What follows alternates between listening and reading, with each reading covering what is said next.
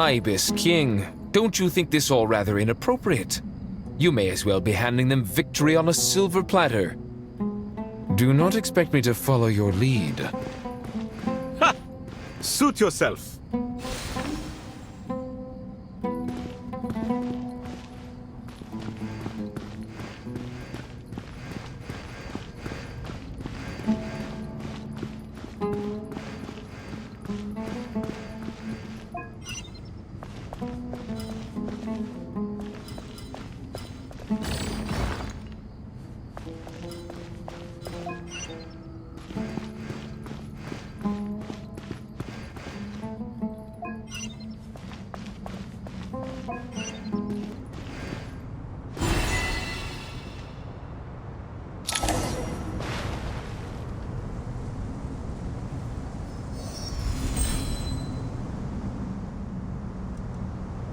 Done.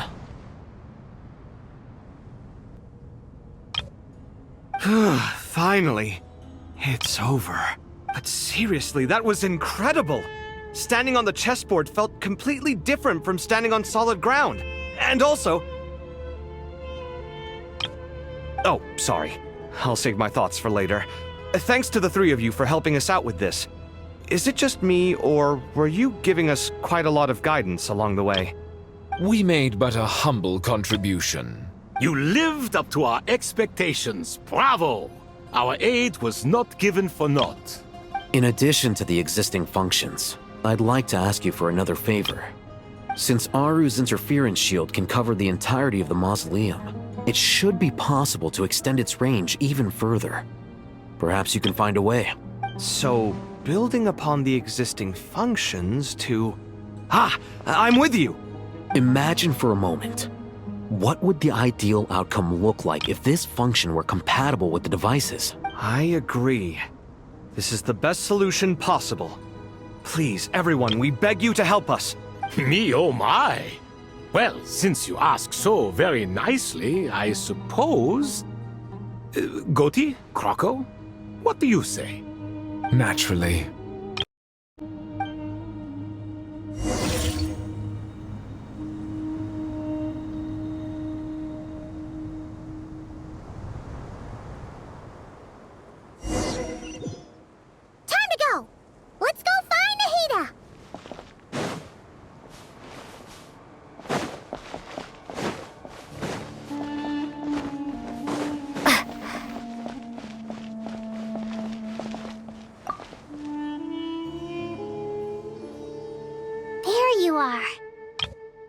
Miss Nicole truly is an angel.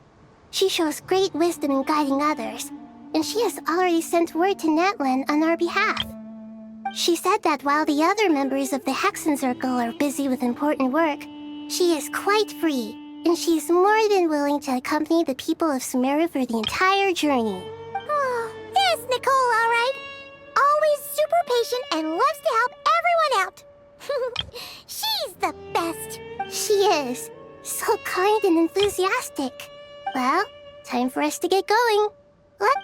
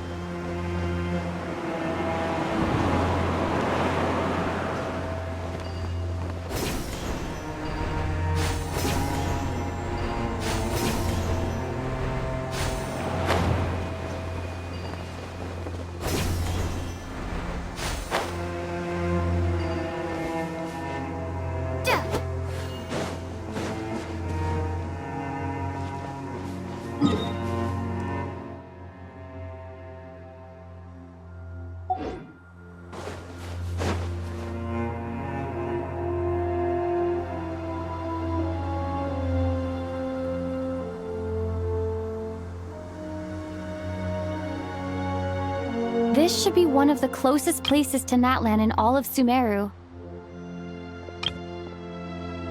There's the barrier Nicole and Nefer mentioned. It completely cuts this nation off from the others. But why? Why separate you from the rest of the world now, specifically? And if I'm not mistaken, Irminsul was polluted once before, wasn't it?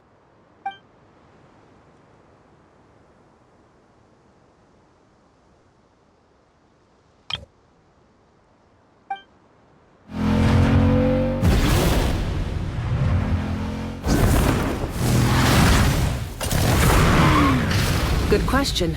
I'm wondering the same thing myself. That voice. Malika!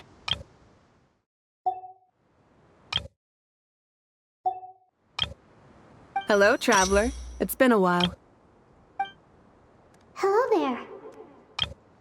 Hello, Dendro Archon. Malika, I apologize for asking you to meet at the border on such short notice. I also apologize for not being able to greet you in person. The form in which you see me now is one carried by the Traveler. The real me is inside the mausoleum of King Deshret, and I am reaching out to you with my mind from here. Irminsul has been infiltrated by the Doctor. We must be on our guard, as he can spy on information in the world from within the tree. Fortunately, there is no record of the Traveler in Irminsul, and you are still within Natlan's borders. My records will be preserved in the Night Kingdom, rather than the ley lines. As long as the Night Kingdom remains disconnected from the ley line cycle, the Doctor has no way of knowing my movements. Exactly. So by meeting each other in this way, the meeting essentially never happened. No wonder Paimon didn't come. You were concerned that her activity would be recorded by Irminsul. The Natlanese have heard about the situation in Sumeru. With the borders sealed off, merchants have been forced to stop their shipments. It's pretty serious, and you're the ones bearing the brunt of it. I'd like to address the question you raised at the beginning. I can offer a brief explanation, although it will sound rather cruel. I don't reach this conclusion gladly, but Irminsul predates the Heavenly Principles. It existed long ago, when the dragons of Natlan were at the height of their power. So even when the people of Sumeru became ill because of pollution, it was not a critical issue from the perspective of Irminsul itself. As long as it continues to function normally, the barrier will not be activated. But this time, the Doctor's invasion has directly affected the tree. That is what caused the barrier to deploy. The Heavenly Principles established a rule that when Irminsul is plunged into grave danger, a portion of power will be reserved to isolate Sumeru. That way, even if Sumeru is destroyed, the outside world at least has some time to catch it. We'd certainly need it. The Heavenly Principles created almost everything that exists in Teyvat today. To them, preserving the existence of the world and its inhabitants takes priority over protecting Sumeru. Meaning, protecting Sumeru now falls to you. Yes. My own power may be limited, especially compared to yours. But that doesn't mean that we're just gonna sit around and wait for the end. If necessary, I will utilize any and every means at my disposal. Nicole of the Hexen Circle didn't say exactly what this meeting was about. But after hearing everything you've said so far, I think I can guess where this is going. That's right. Nahida and I discussed it at length. We both know how presumptuous this is, but... You need the Pyronosis, don't you? Yes, you guessed correctly. Originally, I only intended to borrow it, but the situation is far graver than I foresaw. So instead, what I ask of you is to please give the Pyronosis to Sumeru. Why do you sound so nervous? There's no need to be shy. Surely a gnosis is pretty important to a god. I guess, but It's not as if losing it would suddenly render us powerless. But I'm sure you don't need me to tell you that. With all the nations you've traveled to, and all the gods you've met, you must have realized that by now. As far as I'm concerned, a Gnosis is basically an elemental energy enhancer. But I don't usually use it. You know me. I like to think I'm pretty strong without it. Yeah. Not about to dispute that. So you see, you don't need to sweat it. Here, take the Pyronosis. Uh-huh. Just like that? Uh-huh, just like that. To tell the truth, I've always toyed with the idea of giving it to someone who needs it more than I do. I know you accompanied Nahida here to try and increase the chance of success. It's a good thing you did, because your involvement is one of the main reasons you've managed to persuade me. Are you sure about this? Handing over your Gnosis just because of me? I won't try to quantify it, but trust me. Handing over the Gnosis to Tumaini is far from the craziest idea I could think of. Besides, even if you hadn't come here personally, I think I still would have agreed to Nahida's request. Irminsul doesn't just affect Sumeru. It impacts all of Teyvat. I know all too well how difficult it can be to protect the things you care about. So logically, morally, or however you want to cut it, helping you is the right thing to do. You don't need to tell me the specifics of your plan. Where the Gnosis is involved, the tighter the secrecy, the higher your chances of success. Moika, my heartfelt thanks go to you and the people of Natlan. Don't mention it. But now for the hard part.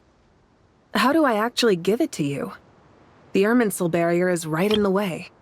I have an idea.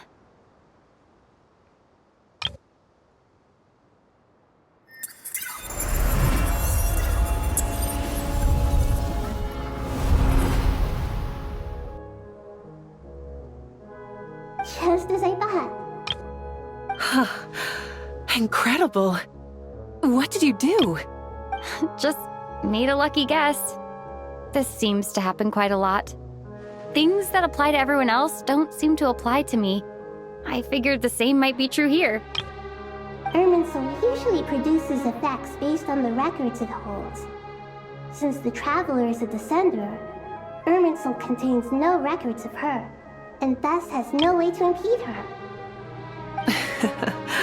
Is that right? You really are full of surprises. Catch. Whoa!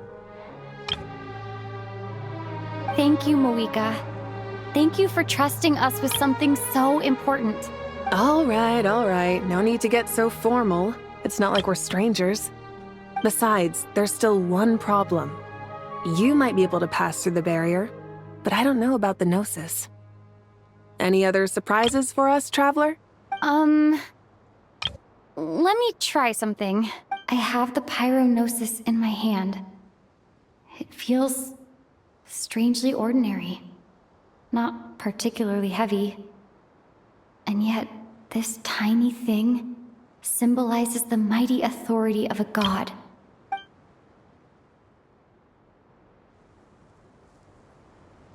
I need to think hard about my memories of Pyro. My memories of journeying through Natlan. All those important experiences I've had.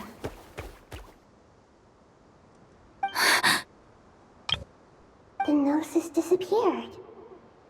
Traveler, are you alright? I'm fine.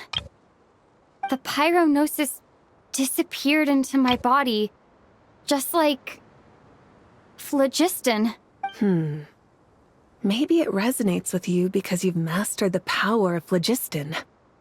You might not be recorded in the ley lines, but you're still our Tumaini. Whew.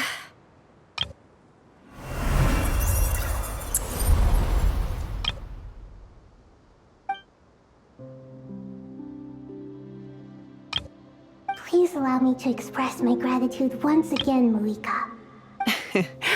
Pleasure. Well, I've given you all the help I can. The rest is up to you. Good luck. We won't let you down.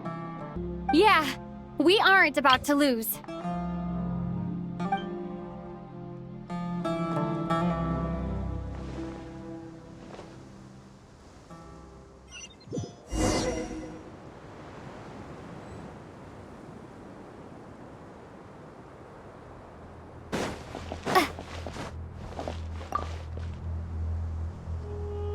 Traveler, Paimon, how are you feeling?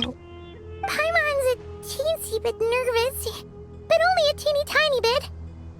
Seems like she's gotten way braver over the last few years, huh? Of course. After all the adventures you've had with the Traveler, I'm sure you've gained a lot of experience and grown as a person. I'm doing all right. What about you, Nahida? How are you holding up? With the negative effects of Irminsul, I'm a bit like a piece of fruit that's been burrowed into by hungry insects and left to rot. I'd be lying if I said it was nothing. But please don't worry. We all know what we're getting into, and we've prepared as well as we can. I believe in everyone. I believe in you. And I believe in myself. Stoking the fire inside oneself is certainly one way to live. But knowing when to rely on one's companions is also a form of great wisdom. I've been quietly learning little things from everyone, like plucking tufts of fur from a sumpter beast. Me too. With the constant traveling, I'm always learning and growing. That's the journey of life. I think there's someone else here who would share that sentiment. Don't worry about what I think. I was just passing by and happened to overhear your conversation. What are you talking about, hat guy? This is the top floor. No one passes by the top floor. Says who? You can fly just like I can. I would have thought it makes sense to you of all people. I don't know why, but I feel a little more relaxed now. It shows that you feel comfortable laying down your burdens in our presence. It means that Sumeru is a place you can trust, where you know we have your back. And we feel exactly the same way around you. That's what it means to be friends.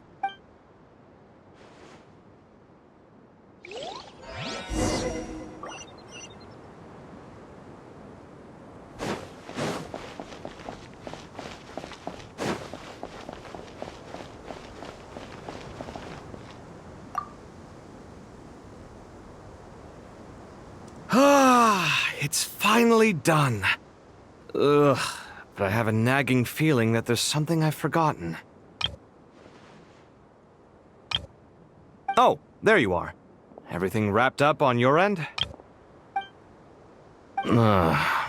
Okay, fair enough. That was a pointless question. We were working in tandem, after all. You must really be exhausted. Well, it's been a busy day for both of us. When work ends, you clock out. No looking back. Yeah, we're definitely due a break. Probably a little late to start drinking now, though. I'll stick with water. Here, this one's for you. Thanks. You want a bite to eat? I can grab us something. Or wait, I think there's a stove nearby. Let me take a look. Are you nervous? A little, yeah. Unlike you, it seems. How are you not feeling at all nervous? Because everything that happens next is beyond my individual control. I don't worry about things I cannot influence. What do you mean, cannot influence? You're the one who came up with half of the strategies we ended up using. There's only so much I can do. I was only doing my duty. Was it like this last time, too? You mean with Azar and his accomplices? Yes and no. The situation back then was easier to control, but we weren't as prepared as we are this time. So the enemy is stronger, but so are we. I still vividly remember the way you interrogated me in the library after the fact. Where were you when Sumeru needed you most? If your memory is so vivid, you might also recall that it was you who came looking for an argument. You're often the one who initiates these things, you know. I came for a conversation! I didn't know it was gonna turn into an argument! Anyway, at least I showed up this time. So, what do you think? What do I think? I think we're certainly better off for it. It's good having me around to help out, huh? Absolutely. As a citizen of Sumeru, you displayed a remarkable sense of responsibility in the face of disaster. Certainly feels that way. I just shudder to think how the world would have ended up if we hadn't gotten control of the situation. So, do you think this is what impending disaster looks like? The sky is so clear, and there isn't a whiff of decay or destruction in the air. It's hard to imagine that the fall of humanity could happen on an ordinary day like this. Awful things happen all the time. Sometimes people can stop them, and sometimes they can't. What you and I have done is increase our chances of stopping this one. Lofty ideals may provide no defense at all against nihilism, but perhaps little decisions can.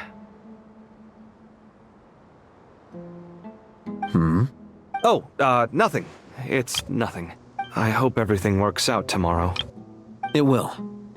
As long as we stick to the plan, our chances of success are good. It's really strange. You're my junior, yet you always seem to act more like an upperclassman than I do. I think it's mostly a matter of temperament. Ugh. Walked right into that one, didn't I?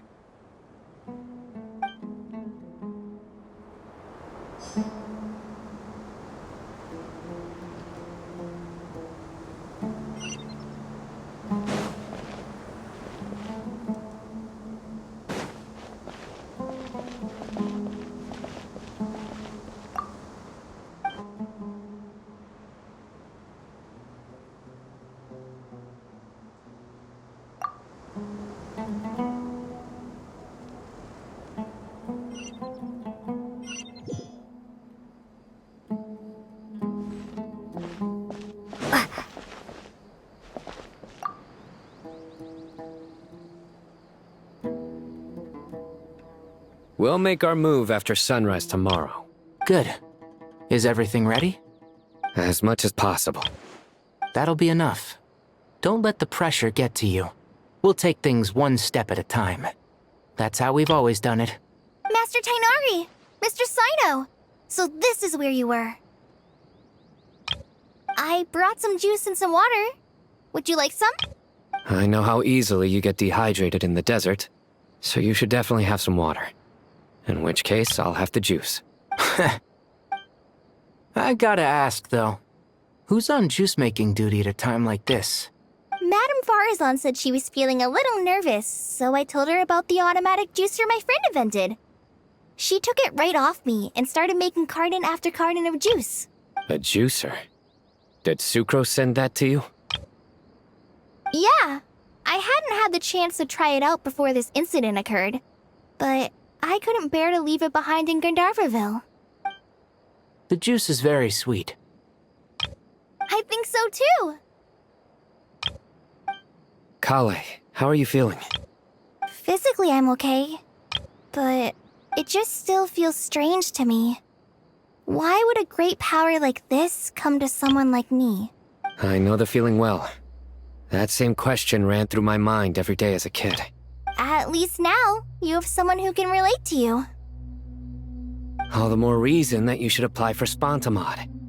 Tainari fiercely opposes the idea, though. Those two things are completely unrelated.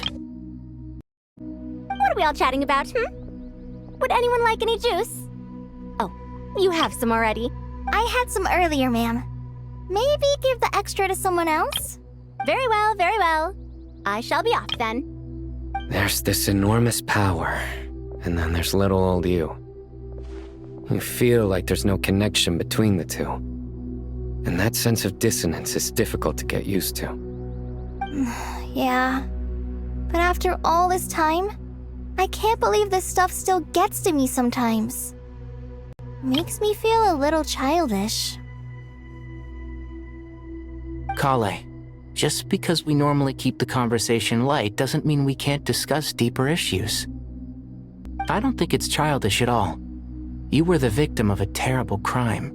It's normal to struggle with the fallout from it. You have absolutely nothing to be ashamed of. My professor once told me that no incident can be considered truly resolved until the victim says it's over. Your rage and your pain are completely justified. Thanks. Miss Nicole said that. The same god remains which were once used to inflict so much pain upon me have now become a weapon with which I can protect everyone. It's like my own personal kind of evolution. Every innocent person who's been hurt needs time to realize that it wasn't their fault. But it's all about to be over.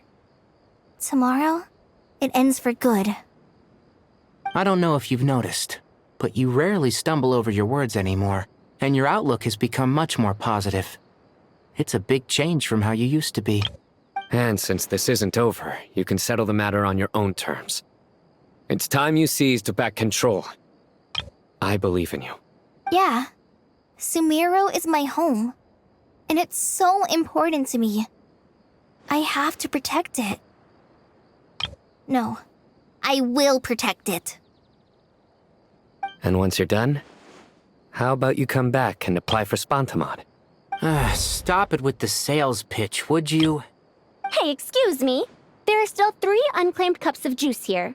Why don't you take one each? Ugh, my arms are getting sore from carrying them around everywhere. Madame Farazan, why are you... Here, let me take them off your hands. Thank you, Madame Farazan. Drink up and enjoy my handiwork. I think I'm going to make something else now instead. Please, try to relax, Madame Farazan.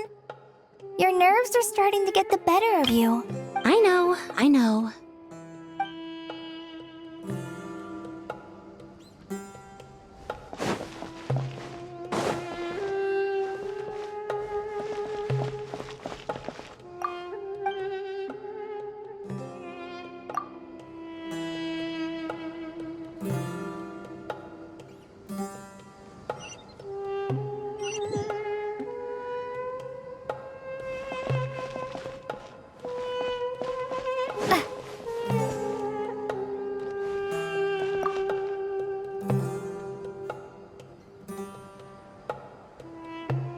Something on your mind, Miss Nefer?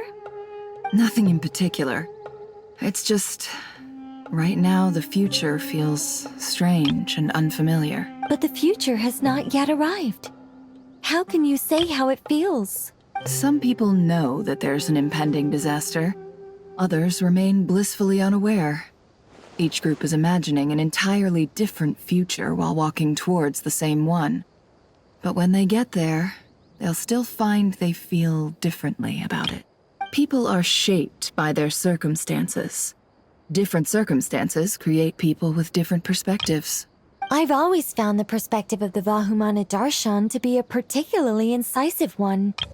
Even at the height of the crisis in Nodcry, people held diverging opinions. But things are different this time. Indeed.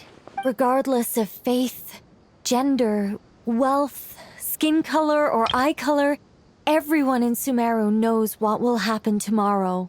The world has never been an especially fair place. Yet now, against all odds, a moment of unprecedented unity and equality is about to take place. It's fascinating. If only my father could have lived to see this era. Era. To me, that term represents a much greater span of time. It can be an unsettling word. I would even say I'm afraid of it.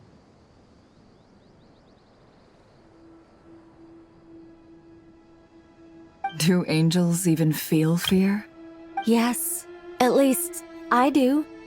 I fear that time renders all memories insignificant and reduces all splendor to nothing. But those memories are the one thing I do not want to lose. You're very human in that regard. If angels draw too close to humanity, our wings burn away in the bright flame of awareness, and we fall to the earth. After spending so long among humans, I have lost much of my former glory. Maybe that's a good thing. You're more human than some humans are. I've been talking to Kale a lot in recent days. We seem to be in completely opposite situations. Case studies for who? Myself, I suppose. After comparing the two of us, I suddenly discovered that I desired more than before. It was a gentle, pleasant sensation. Just as most people pursue glory and miracles, I too am pursuing miracles of my own, guiding humans to make the miracles in their hearts a reality. That is my miracle. It doesn't sound so bad, does it?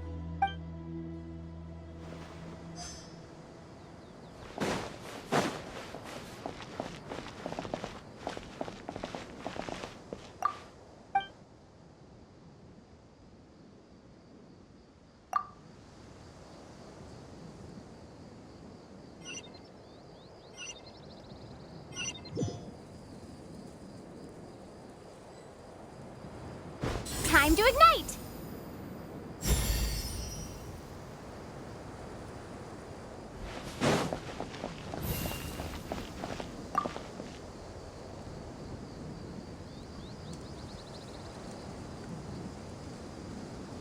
Look at the time. I should head back. I'm so sorry. I was in a hurry and didn't look where I was going. Are you all right? I'm fine. Wait. You're... Have we met? Not exactly. I think we may have crossed paths by the house of Dana before. Oh. You're Hat Guy! From Vahumana, right? You recognize me? The clue's in the name. Mr. Hat Guy. Fair point. It's getting pretty late. What's keeping you up? I could ask you the same question. If I'm not mistaken, all the workload for the Ratawa Archon wrapped up a good while ago. Well, I have something of a background in Satyavada life, so I was helping the Dendro Archon make some preparations. But I must have lost track of time. Did you find the experience enlightening at all? Honestly, it was tedious and uneventful at first. But eventually, I think I did sense some profound truths. But they also brought a lot of suffering with them. I was told that I even shed tears while I was meditating, though I have no idea why. Sorry. I hope I'm not scaring you. Not at all. It just proves you're very accomplished in your... Good night. I wish you all the best for tomorrow. Thank you, sir.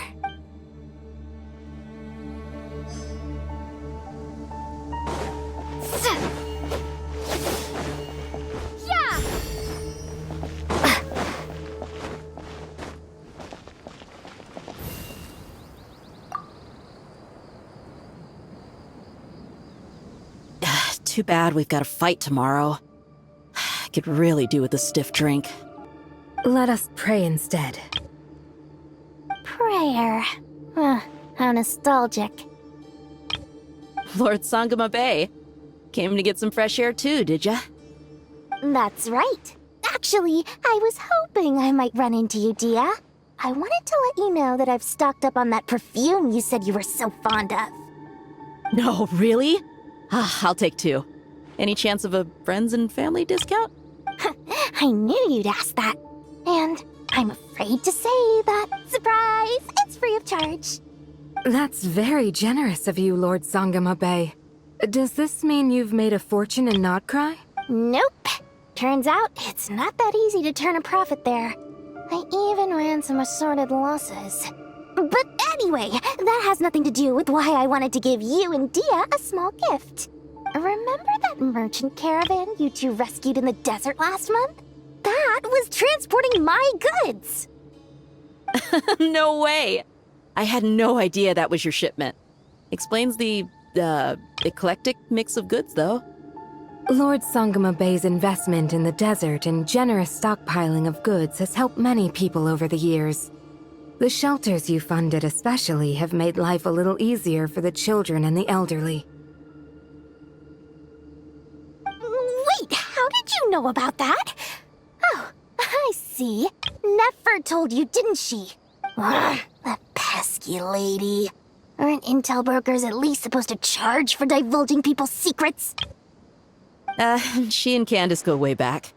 It's normal for close friends to share things you wouldn't tell to everyone else.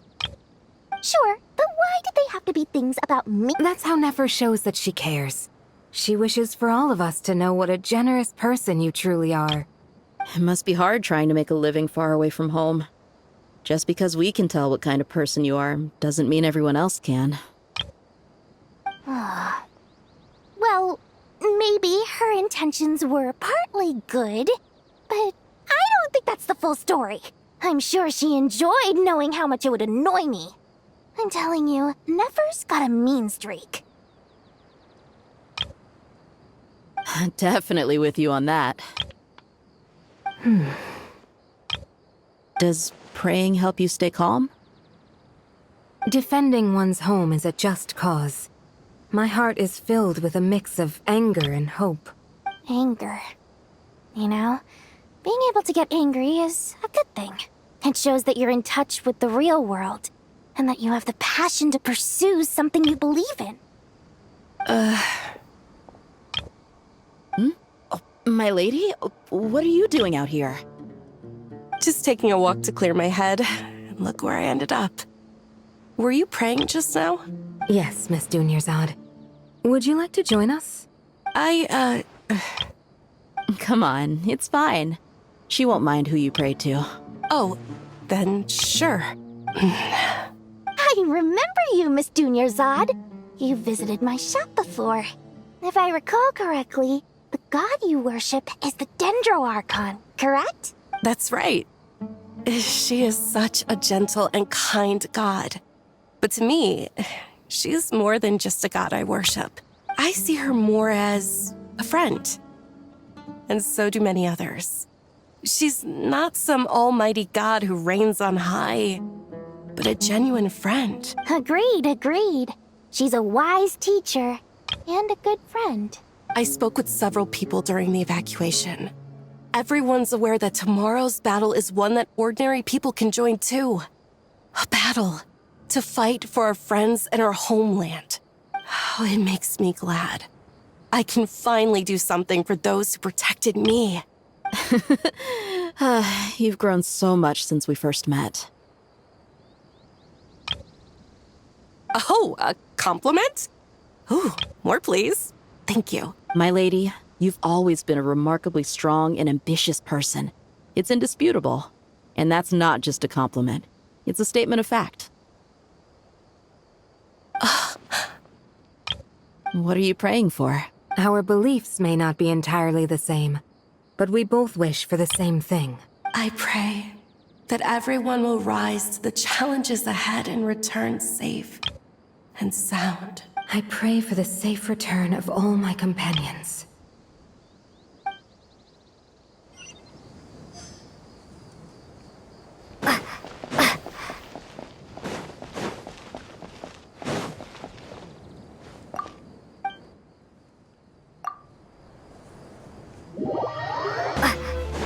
Time to go!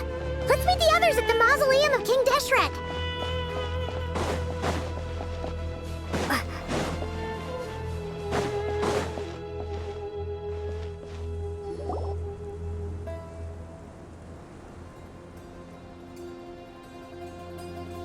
I have not felt this way in a long time. Standing up high, gazing out at the rolling dunes.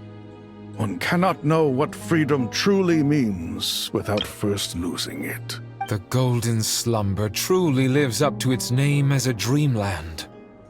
Though desert sands exist there too, no mirage, no matter how glorious, can compare to true beauty. Dendro Archon, what is on your mind? I was wondering whose counsel I should seek on the questions in my heart. What kind of questions? So many. More than can be put into words. As I once said to a friend, we look, we see, and we comprehend. But the question still troubles us.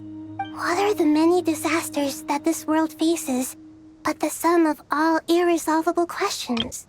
The biggest question you should be asking is how to seize victory. Yes. Although, I would express it differently. I must not fail. And so the question I am most curious about now is whether the path to victory will be an arduous one. What we declare to be a young sapling, we may, in fact, find to be a towering tree, if we would only cast aside our ignorance and look beyond the veil of time to see her true form. Nahida! We're here! Just in time. My preparations are almost complete. Ready when you are. We're here too. Miss Nicole! Miss Nicole! You run so fast! I thought I'd get a lot of exercise as a forest ranger, but I can barely keep up with you. Sorry, I got a little carried away. Lesser Lord Kusanali, the equipment is ready, and the modifications to Aru are all complete.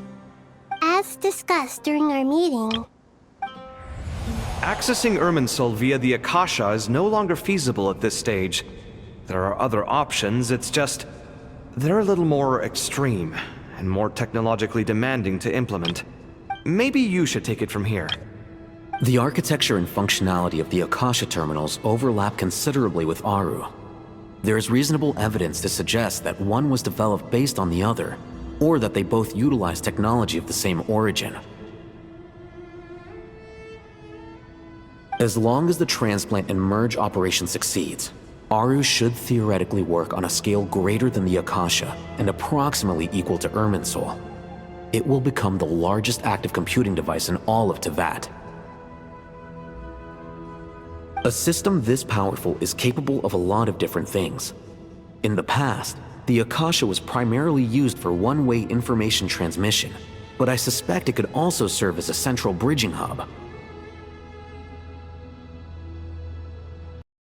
In the pursuit of greater knowledge, some scholars have attempted to connect their consciousness to Irminsul through the use of terminals, incense, and meditation. Correct. In academic language, scholars who reach that stage are said to have entered Satyavada life. Hypatia has performed this practice many times in the past, and she was once under my care for a period of time. Right. And this at least proves that there is a zone within Irminsul that can be connected to. that's right. Providing wisdom to the people is one of the very reasons for Irminsul's existence. I think I understand where you're going. Please, continue. In that case, I'll skip to the conclusion then. We need to further modify Aru, merge it with the Akasha, manufacture terminals, and distribute them to every single person we can reach. Every person? Even the desert folk? Yes. I've already calculated the amount of raw materials we need. So you mean we're going to get new Akasha terminals? Yes. But this time, the people of Sumeru won't be using them to acquire knowledge, just to connect to Irminsul. That's the key. When we evacuated the city, we brought all the important assets from the House of Dana, in case we ended up needing them. Fortunately, this included the Akasha systems. We've checked all the relevant records, and one thing is certain. Nothing like this has ever been done on this scale before, so... Everyone in Sumeru is part of the plan. Whoever controls the people controls the situation. Since this function of Irminsul was introduced, it has only ever been made available to scholars, who don't constitute a particularly large group of people. But by expanding the scale to include all the people of Sumeru, all the individual connections will stack up to create a significant load on the system.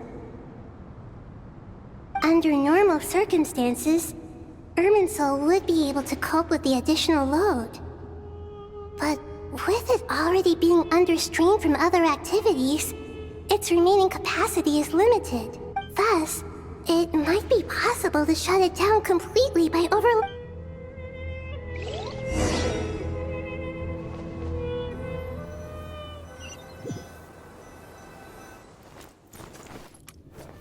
Huh. 。 Huh. 「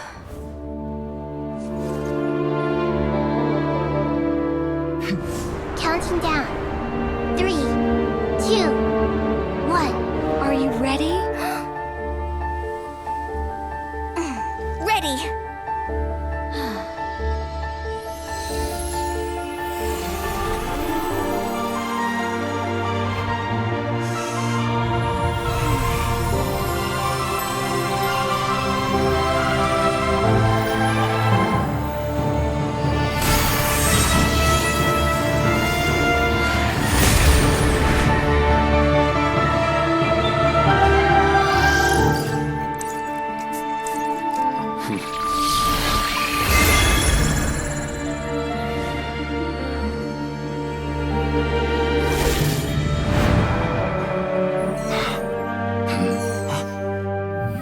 In the past, when people sought knowledge, they turned to the Tree of Wisdom.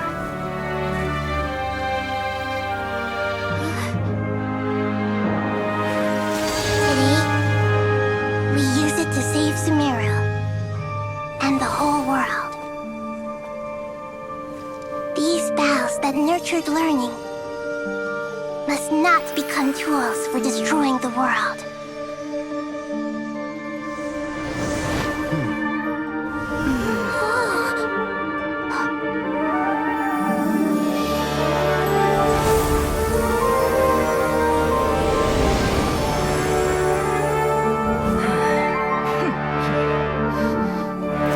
Stop. Please stop. End this transformation.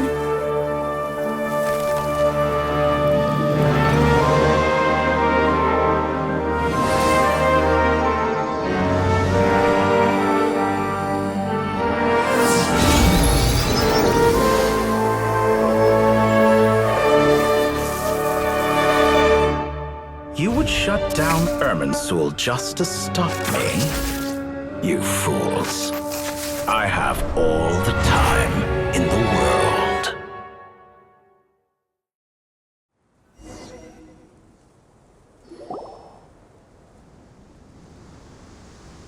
Success!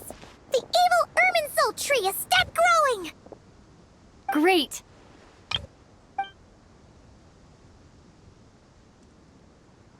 What a display of true courage! The courage to think and the courage to act! I never thought I would witness the shutdown of Irminsul with my own eyes. Perhaps this is human wisdom in action? Indeed, only humans could do such a thing. Gods are few and far between. What was once created for spreading knowledge is now used for another purpose. A rather ingenious plan. I am grateful to you three for your help. Only thanks to you were we able to extend Aru's interference capabilities to cover all terminals. Now, nobody who wears a terminal will have their activity accurately tracked by Irminsul. No matter how many eyes Dottore possesses, he will not be able to see us clearly. Now for the next step. I will need the help of your supreme powers once again. How might we be of service, Lord of Dendro? I need to reach the Eternal Oasis immediately. Right now? In that case, Ibis King, would you agree that this is a fine opportunity to dust off our old tricks? Never. I assume you have that chess set with you? You mean the one you gave to me as a gift? Asking for it back, are you? How could I? You misjudge me. I just wanted to show you another way you can use it. Connect to Safei Shatranj.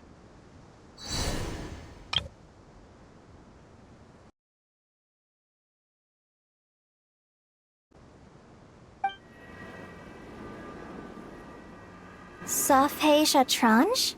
You mean that place in the desert? Thoth's chess set gains its power from the chessboard laid out in the desert by King Deshret and ourselves. All ceremonies conducted using the chess set must be activated via Safei Shatranj. In other words, the chess set is an extension of the chessboard.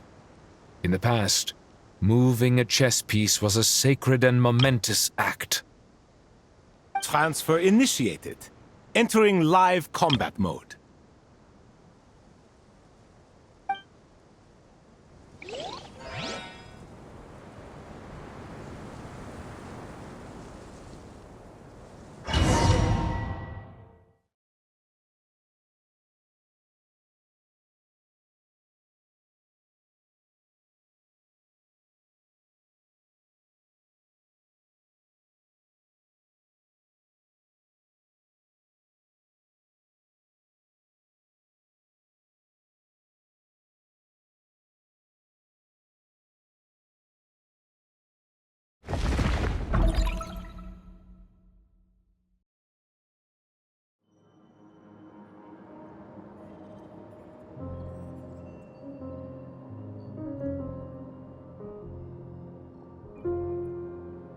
We haven't heard a single word from our spy in the desert. I'm afraid he might have been captured. Never mind.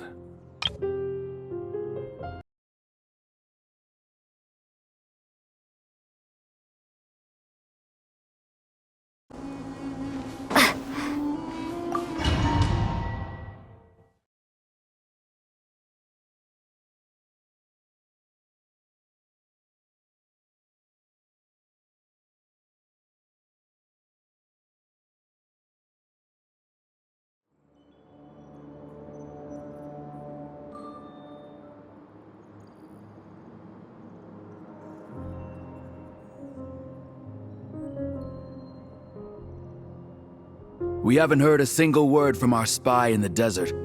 I'm afraid he might have been captured. Never mind. But we spent years turning him. And a lot of Mora. Nothing comes for free in this world, but the loss is not without its purpose. For a small price, we have wasted a precious amount of the limited time they have. Quite a bargain, if you ask me.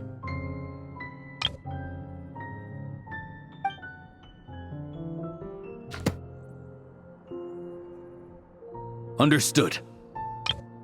Weighing profit against loss is a necessary part of life. But to tell the truth, I have been operating at a loss since this all began. Since many centuries ago, in fact.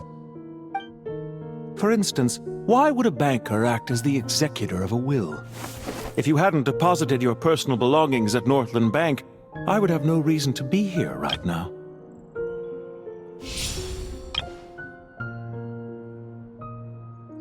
Dottore, I've placed your final data backup into the ley lines as per our contract. I trust we are now square for the safe deposit fees you paid. Is it not a little petty to split hairs like this, given our amicable relationship? I consider sound bookkeeping a matter of principle. Do not forget that you only live to see this day thanks to me. In fact, every day of your life since you met me, you've been living on borrowed time. Why, that's hardly a fair assessment. I will concede that my survival was perhaps at your whim, but I became a harbinger on my own merits. Managing money is not like other professions. Mine is not a role I could have acquired based on your recommendation alone. And certainly not one I could have lasted so long in without genuine ability. The information stored in the ley lines is quite comprehensive. Rest assured, I have not forgotten how strong your pride is. Well, I presume you have no sense of fragmentation while talking with me? How could anything possibly go wrong with such strict measures in place? The remainder of your soul was split in two, with one half sent to Nodcry and the other stored in the most secure vault of the Northland Bank. Though I must say, your disdain for the other segments is quite amusing. Zandik is you, and you are Zandik. Zandik created the segments, yet you, a segment yourself, reject him.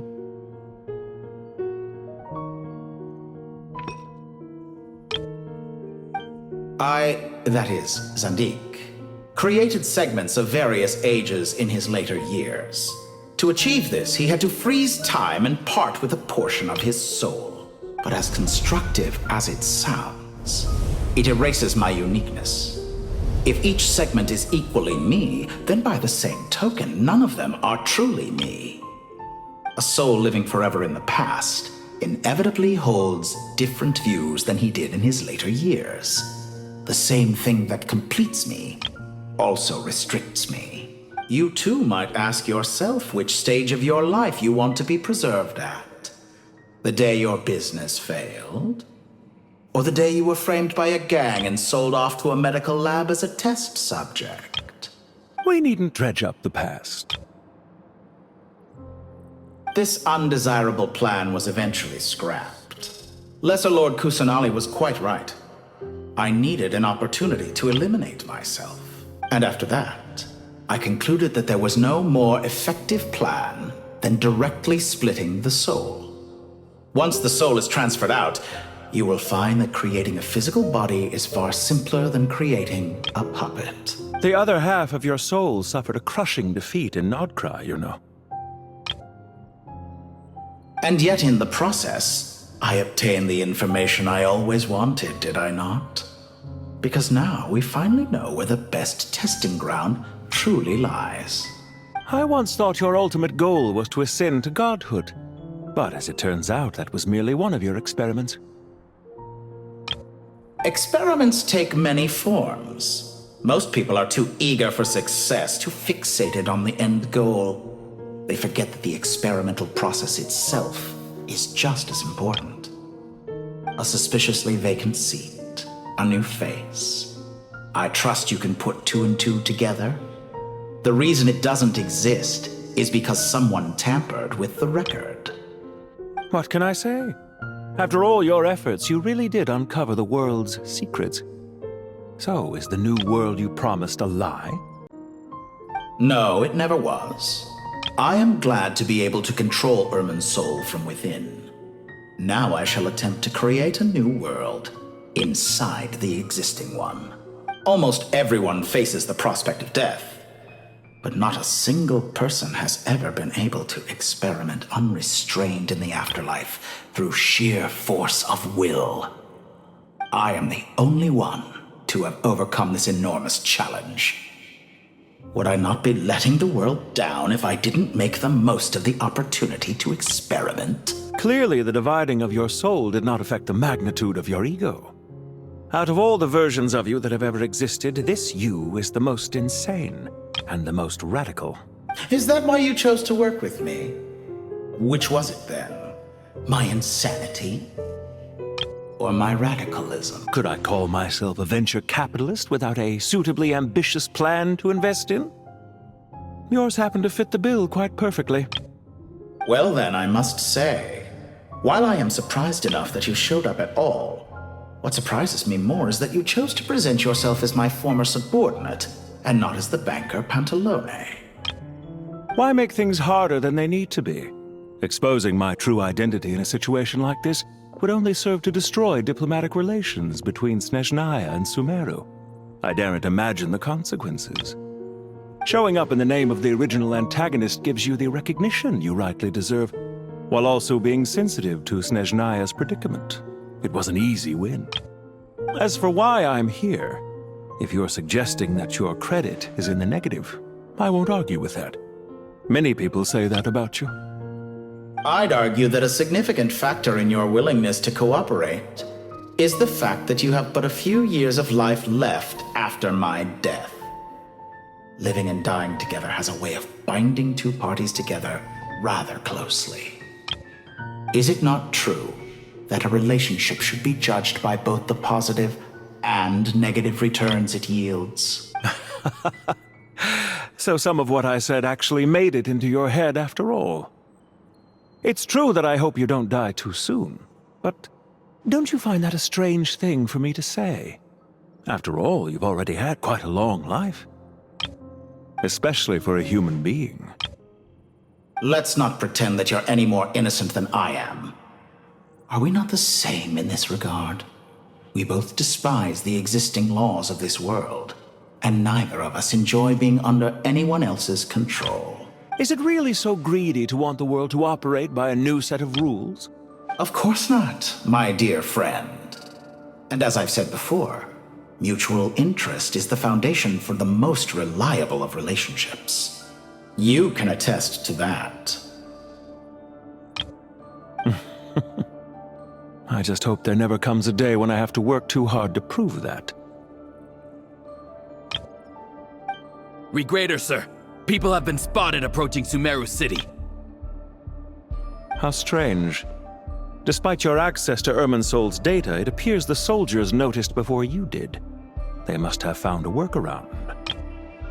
Well, Dottore, I trust you know what this means.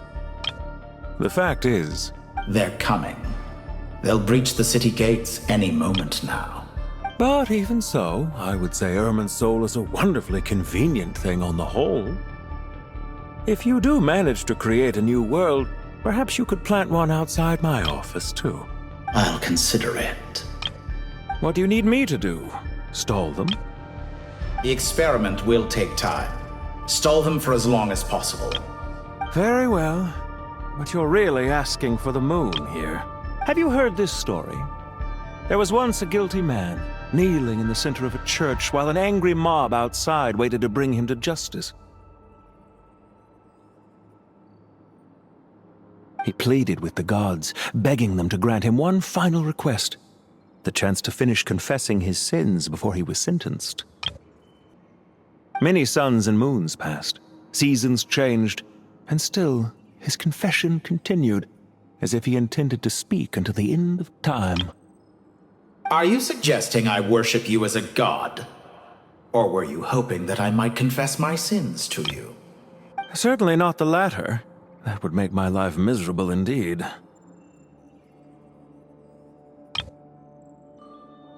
For someone who despises them so, you never seem to have any objections to me creating or becoming one. At first, I thought you'd be furious.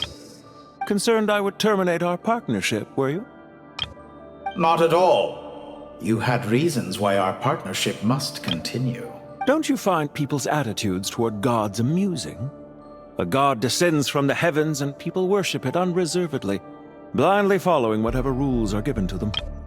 And yet, when they see an ordinary person gain godlike levels of power by virtue of their own hard work, they treat him with nothing but suspicion, even if he is a compatriot. Is that supposed to be a compliment? No. I was just thinking. I pity the man who would call you a compatriot. There's no need to be so self-critical.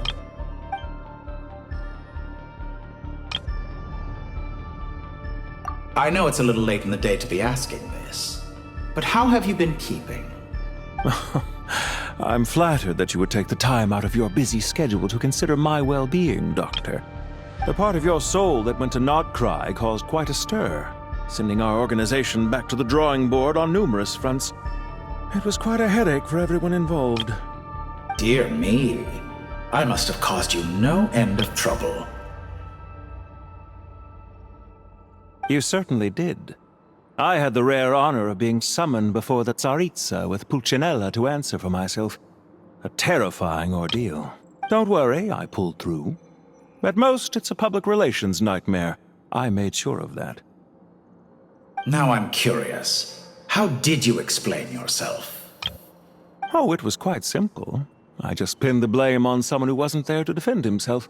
I could hardly be expected to defy the demands of someone as insistent as the Second Harbinger, now could I? How you slander me. You know full well that I am perfectly amenable to reason. There's no question that you are partly to blame for the ruin of my reputation over the years.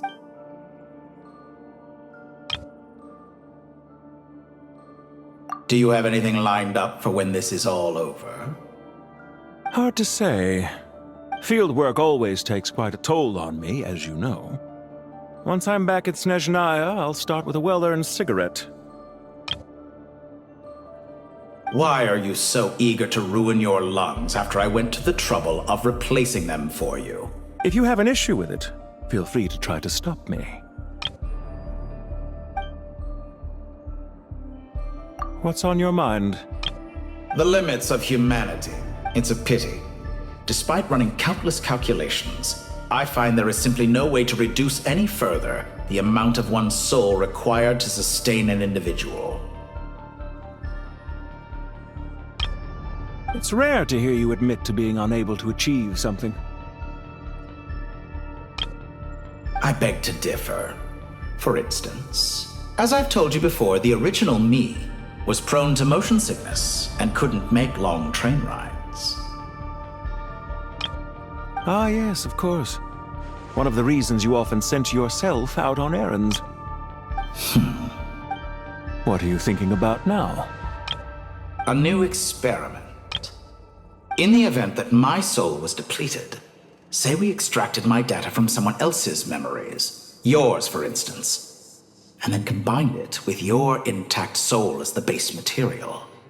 What? Such a scenario would be impossible. Oh? As long as your current soul survives, there will be no need to create a new individual.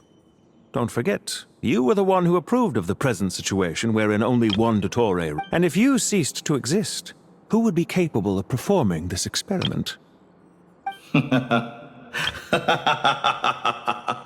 Since the day I met you, you've always excelled at talking your way out of a quandary. Isn't it a little too early to be saying goodbye? Not that I wish to keep you from your business, of course. Very well. Let's leave the conversation there for now.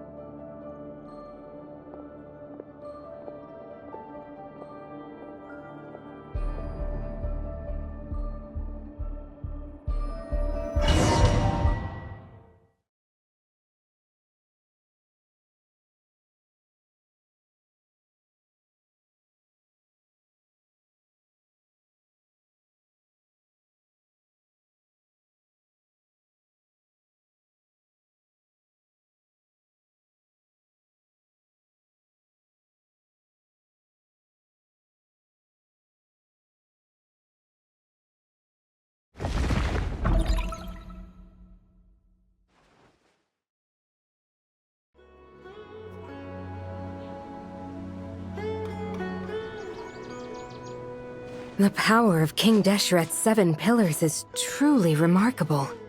With just a chessboard, you can move an entire unit across the material plane. Yeah, sets us up for a much easier fight. Really makes my day. The last time we stormed the city, it involved a lot more running around. I wonder how many people can say they stormed a city twice in their lifetime. I was just thinking that. I've definitely had more than my fair share of unusual experiences in my life. This is my first time here, actually. We never usually leave Gandharvaville. I hope this will be my last time. Does everyone have to chime in? Can't we just fight? What an amusing comment, my dear lady. Yet humans often alleviate tension via small talk, do they not? Whoa! Why is Candace's shield talking? Because the image on her shield is one of me. And I, of course, can appear wherever I wish to. Huh. Well, la-dee-da. Isn't that fancy? Could I get in on this? You wish for your gauntlet to speak? Why, certainly. Ahem. I think you'll find that it is I whose image is carved hereupon. Thanks. Definitely feel stronger now. You're welcome, my lady. I am glad to lend you my power. Sino, what's the situation? There are troops stationed at every entrance. As we expected. A frontal assault will suffice. Everyone, stick to the plan. We'll take the main entrance. You head for the House of Dana's side door. Move out.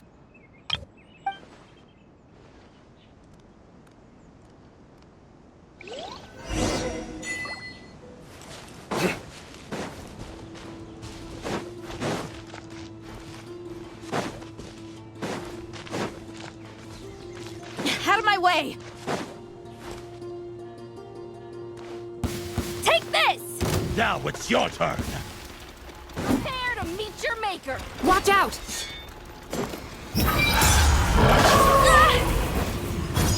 Get lost! Thank you, Jet. You gotta be more careful. If you're not ready to put your life on the line, you can't be certain of defeating your opponent. She's right. Keep your wits about you, Rana.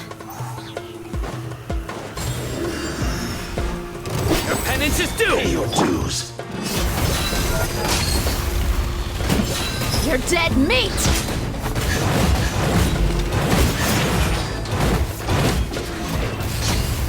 Prepare yourself. Reach out, prevail! You can't run from death. Take them out and secure the harbor. Reinforcements will arrive by water. Consider it done. Show no mercy. Nowhere to run! Have a load of this! Judgment is upon you! You stand condemned!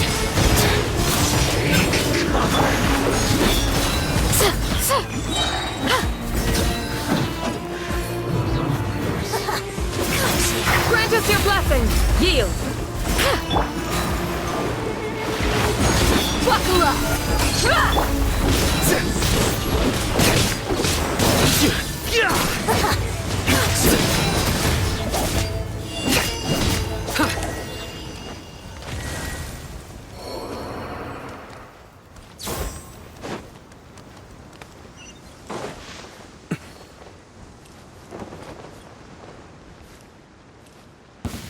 Looks like we're in for a tough fight. Gloves off! So... What's alive? Hi! We shall prevail!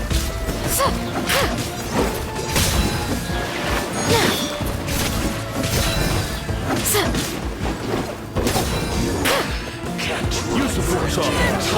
Through me, justice is served! Guilty!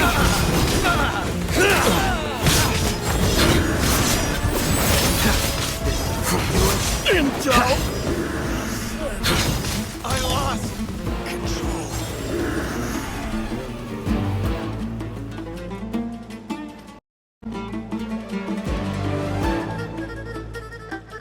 Waterway secured. Brothers! Sisters! Perfect. Just in time. Welcome. Once we've linked up, we'll continue the advance. The team has arrived at the north entrance, as planned. Good. Press on.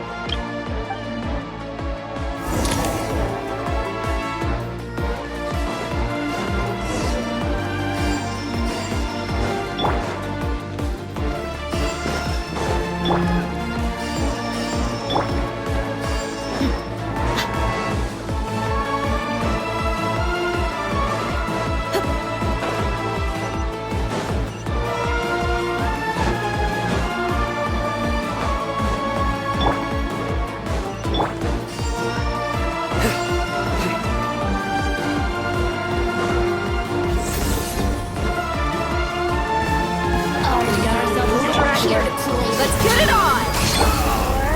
Hear my prayer! Please! Over here!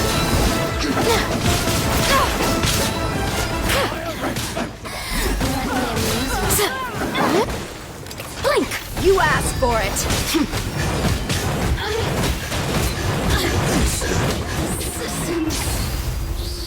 Buckle up!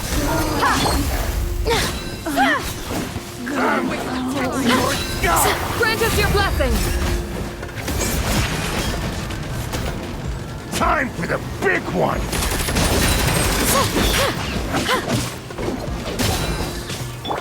Buddha! Your sins weigh upon your soul!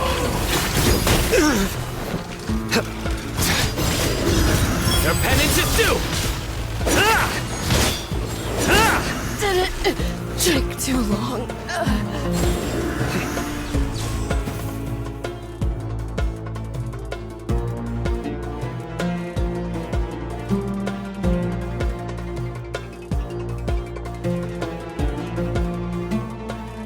Look out! It's an ambush! Finally. We need to hurry. Take the middle road now. Mahamacho Sino, area clear. Don't relax just yet. More Fatui approaching from the right.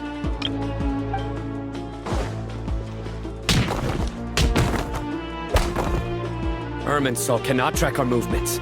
If necessary, we could split up. Don't worry. We'll wipe them all out.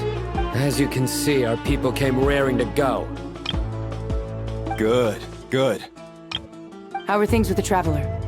Can Tainari keep her safe? Don't underestimate Tainari just because he's a forest watcher. He can handle it. All right. You know that's not what I meant.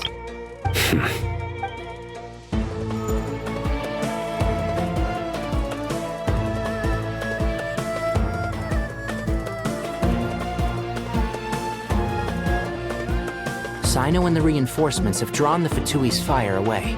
It's our turn. By using a cluster leaf of cultivation, we can pass through certain terrain silently. Good luck with that. We'll just fly up there. Huh? Oh, yeah! Paimon forgot she could fly! Ready? Ready.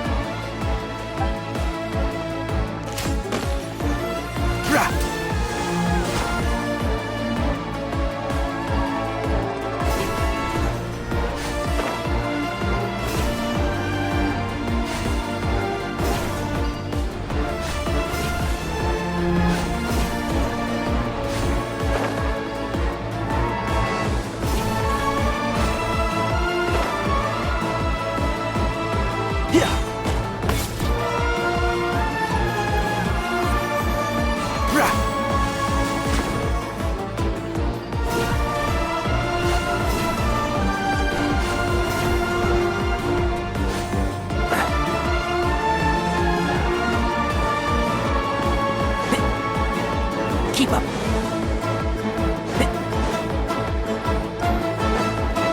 Prepare to meet your maker. I hear everything. Time for the big one! A new dawn rises. Squall and Fury.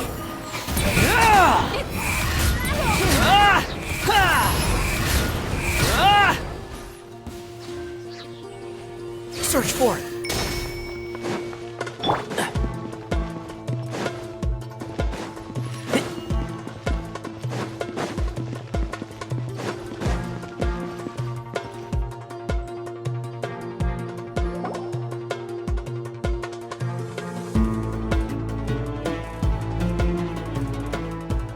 Fatui soldiers up ahead.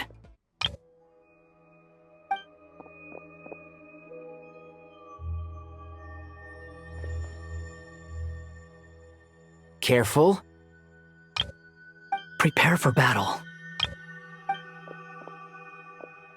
Hey! There's people over there. You have some nerve showing your faces here in the center of Sumeru City.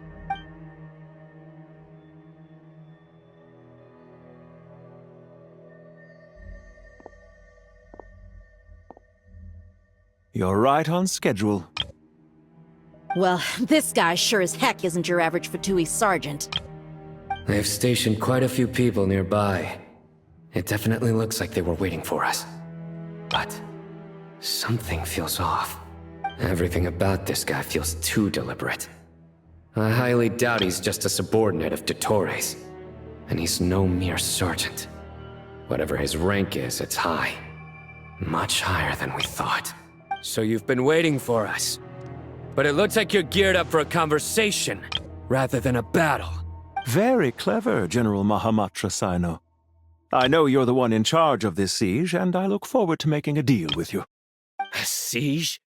Sumeru City belongs to us! Historically, yes. But things can always change. We have quite a sizable force with us, you know. For instance... There's a Fatui ambush at the north gate. Can you handle him? We can for now. Yes, I'm quite sure both sides can hold their ground for the time being. The battle has not yet reached its climax. But what happens next? Do you enjoy watching bloodshed? Surely some of those here are people you count as friends. Once a war begins, some people must die. I doubt you wish that fate upon anyone you know. Wait a second. It's a trick. He's not even there. Silence! He disappeared! What was that? A ghost? Curses! He was never there to begin with. That was just a shadow projected there to lure us in. Enough talk! Attack! I apologize for being unable to accompany you at this crucial moment, but I am compelled to leave for reasons beyond my control. Please excuse me. Sumeru's General Mahamatra is quite ruthless. It's It's a good thing I wasn't there in person. Your illusion held them up for a time just fine. But now that they have seen through it, they will realize you were just a decoy. Decoy or not, what matters now is that they will be heading your way imminently. Not imminently. They are already here.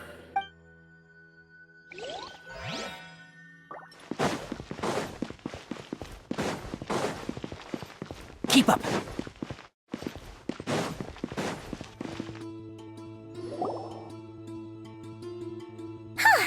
We made it! This is far enough. Tainari, you go help Sino. Don't worry about us. We'll manage from here. Are you sure you don't need me to stand guard? No need. Once the connection is established, we'll disappear from the sanctuary of Surasthana. Go help the others. All right. Goodbye for now, then. Please tread carefully.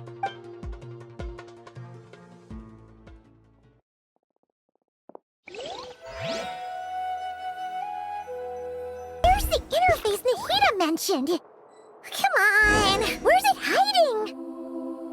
Found it. It's over here.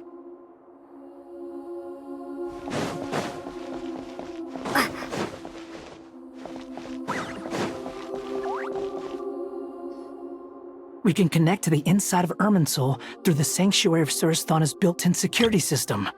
You should be pretty familiar with the process. Is it the same route as last time? For the most part.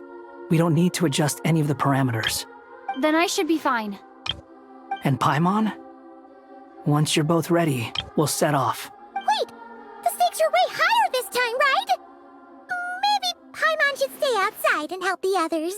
Then, you can focus on the fight without having to worry about Paimon! Huh? Why are you staring at me like that? It's nothing. I just suddenly realized how much you've grown. Hey, you've grown quite a lot yourself. Don't you two start getting into it again. Well, anyway, Paimon thinks she's pretty knowledgeable. Who's the best guide in Tavatigan? And don't forget, Paimon's a college student now. If we say Alhatham's not a weirdo, it's hard to explain how he came up with the idea of you applying to the academia. But for all that he counts, you're doing surprisingly well in your studies.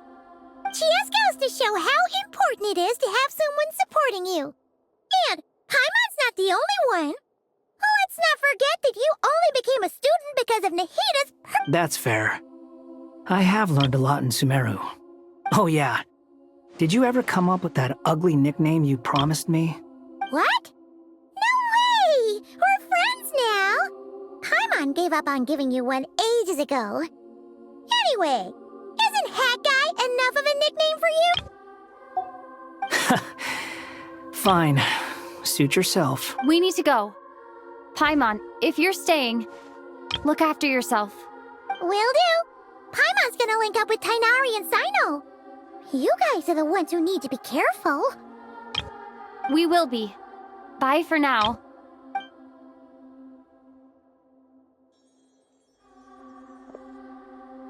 Initiating connection.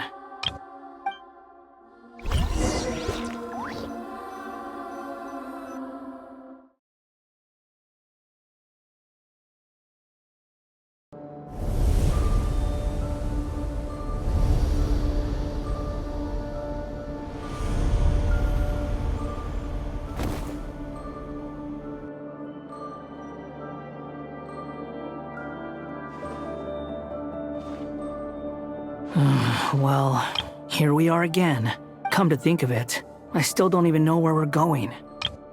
Thanks to our terminals, it should be impossible for Irminsul to read. I can... Don't tell me. Only you need to know. That way, whatever happens to me next, it won't affect your progress. Listen to me. Your safety is just as important as mine. Don't even think about sacrificing yourself for the greater good. We came here together, and we're leaving together. All right, if you insist. I won't argue with you.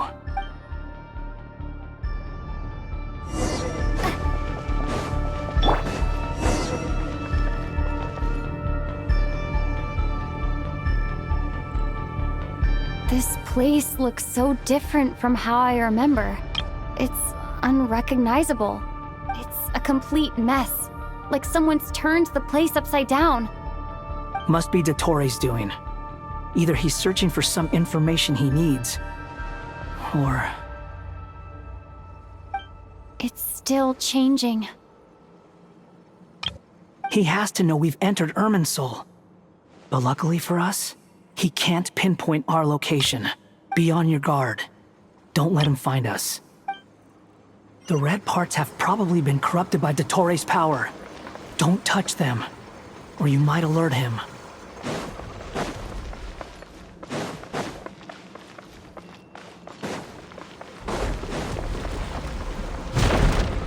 He's looking for us. Tread carefully. That wall could be a problem. Fortunately, it looks breakable. Give it a shot.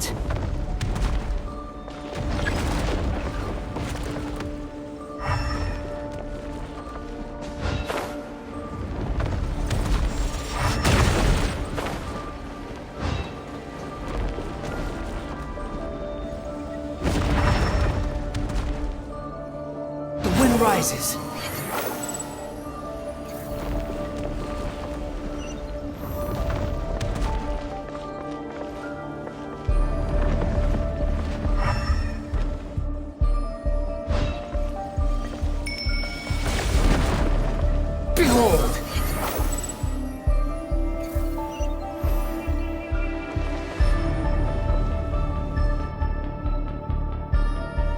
Rises.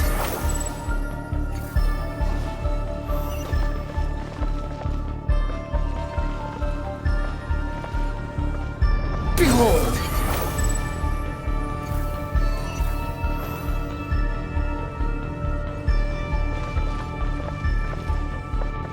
Squall and Fury!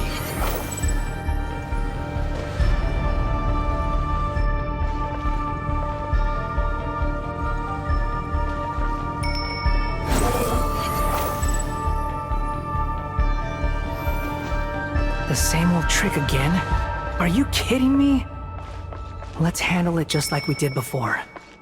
This cheap trick isn't gonna stop us.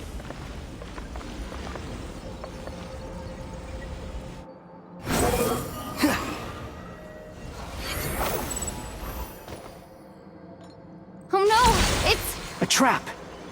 Is that why he was using the same trick over and over again? To get us to lower our guard?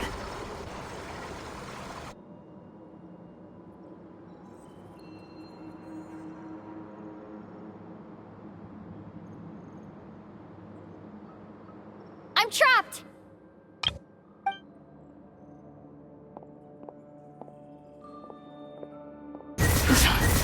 Why won't this thing budge?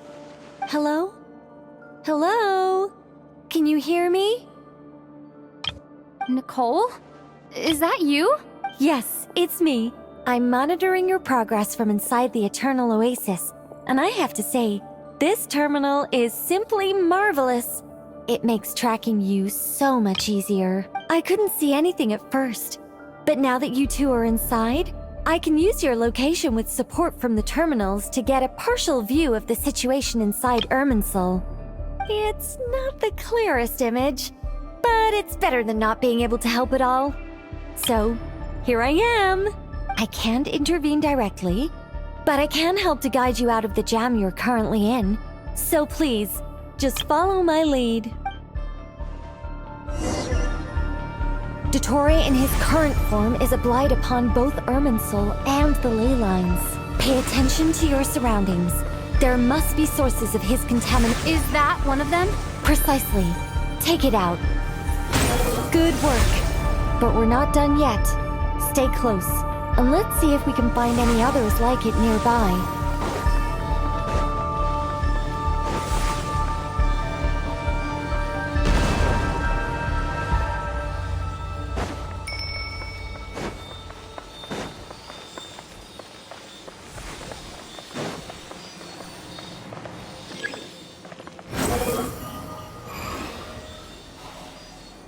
This must be another one. Agreed. Now... Wait! Watch out! It's Dottore. I think he's found us. The seal is broken. Quick! get out of there!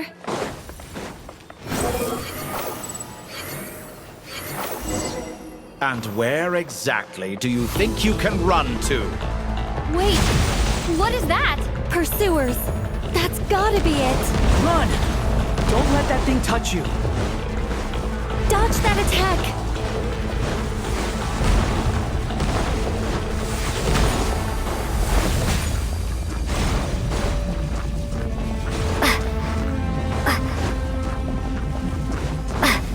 There's more than one path.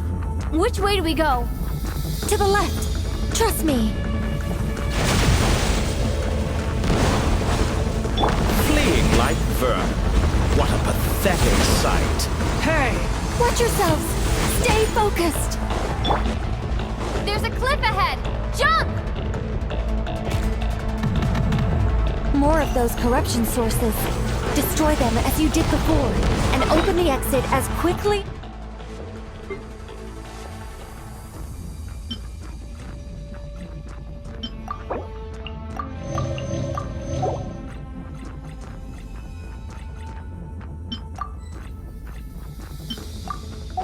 as possible.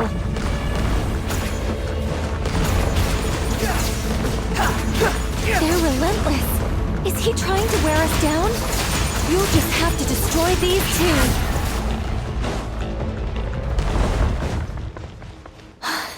I think the pursuit is over. Hard to say. Stay alert. Follow me. Behold!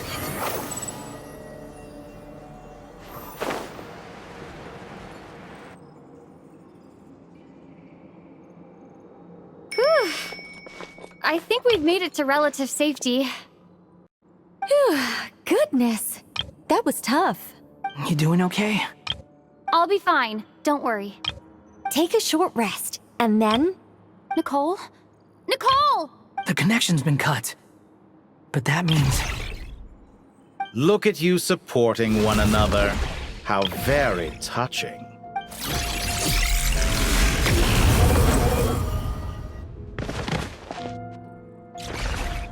Dottore! Took you long enough to find us. You're more useless than I thought. Oh, really? I think I deserve a little more credit for my methods than that.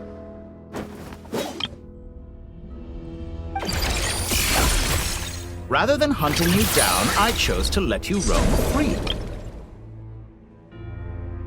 I indulged your presumption that I was unable to track your movements, played along with your clever little plan. Fleeing is for animals, but I rather enjoy watching you flee. Some things lose the will to run altogether as soon as you put them in a cage. If that's true, then why did you come looking for us? Because I wanted to observe you up close, of course. Don't misunderstand me, I'm not here for a fight. Is it so unusual that I wish to greet my old acquaintances in person? After all, it's been a while. Scaramouche.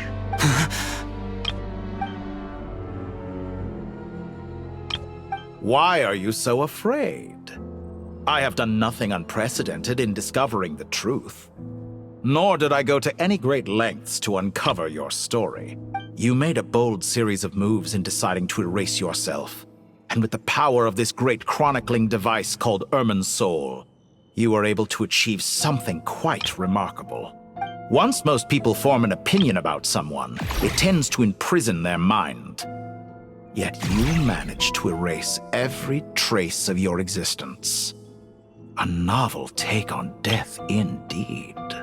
However, this meant that you stood out to me all the more when I saw you in Nodcry. I didn't even have to go looking for you. Just the sight of you was enough for me to intuit the truth. For someone in my position, connecting the dots was a trivial affair. It would have been more surprising if I hadn't managed to piece it together. You seem very pleased with yourself for figuring it out. I'm sure you'd even be more delighted to learn the full extent of your crimes. That would hardly be necessary. Besides, isn't there something that concerns you more right now? Something that fills you with dread? Let me put your mind at ease. I have no intention whatsoever of restoring any of the records you deleted. For one thing, it would be exceptionally difficult. But more to the point, I doubt that the prospect of losing your current life is all that frightening to you. Because in your case, the cruelest twist of fate is that you'll never again have the chance to make up for any of your mistakes. Isn't... Dottore?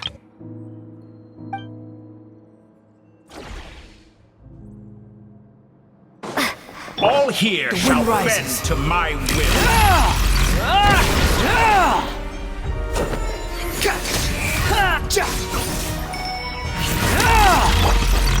Fortune burn!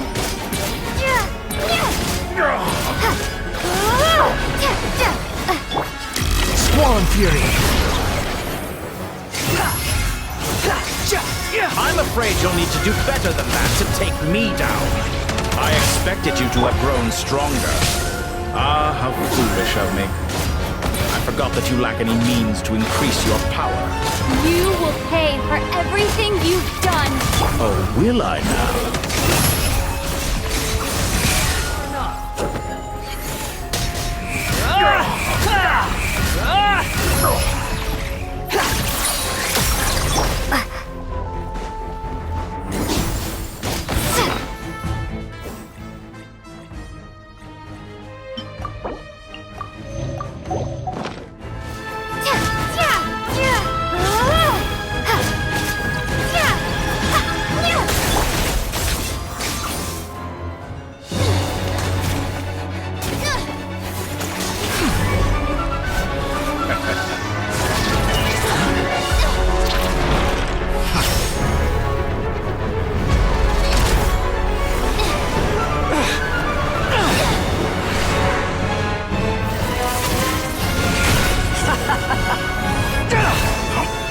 Does the prospect of death amuse you?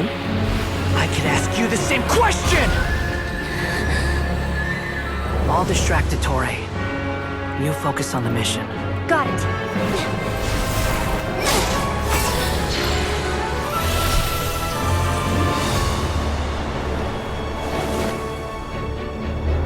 For the hopes and dreams of the masses. Open the secret door on this enchanting night. May wisdom's light eradicate ignorance and darkness, and hereby fulfill our ancient vow. Commence data extraction.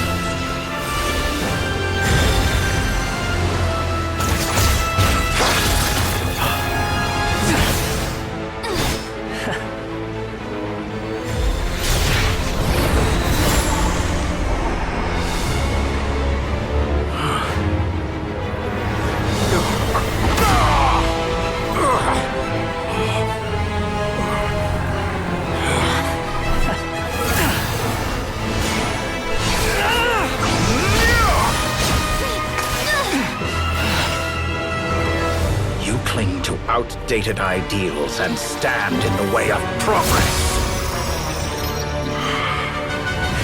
You will pay for interfering with the grandest experiment of all time.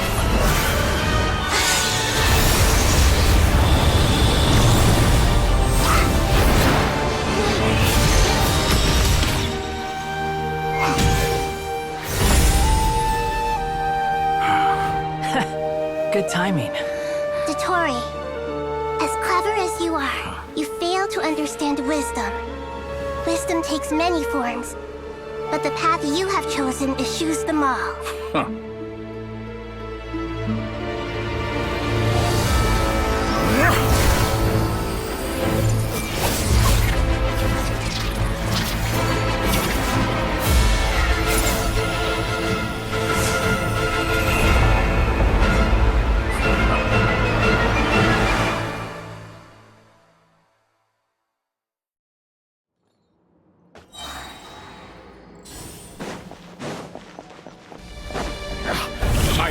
This fading! Since you are within Irminsul, it stands to reason that any power you wield comes from Extracting the information from Irminsul just to strip me of my power. I will find his weakness.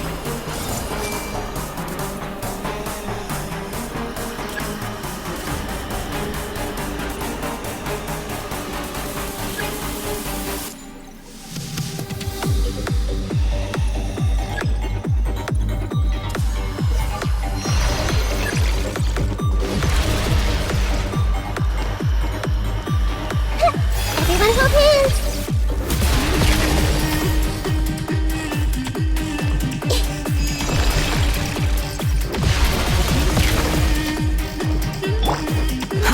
Too slow. Quit following me. Behold!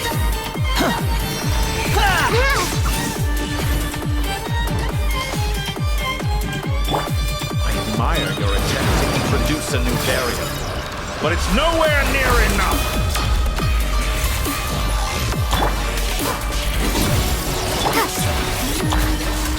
Just like a little buzzing fly. A petty trick.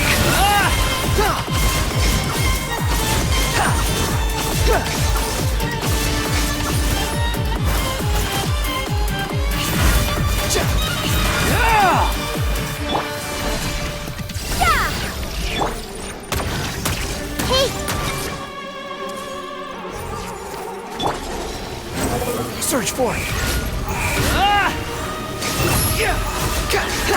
Let's try this. Muso no Hitotaki. That's far enough. Cry louder. Scorch and burn! I see everything. You won't destroy. You're so close. Just hold on a little longer.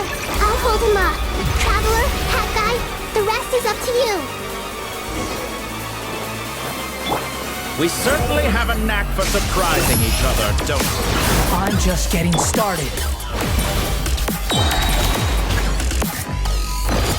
It's time. Say your prayers. Stay out of your defensive, but watch your back.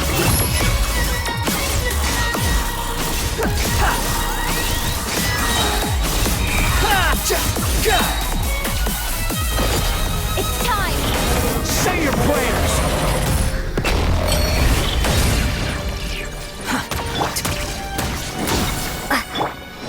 Squall and Fury. Let's try this. Muso no Hitotaki.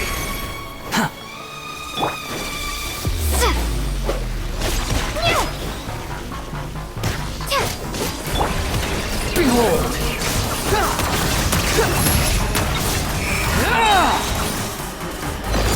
It's time. Say your prayers. Blade of the primal flame.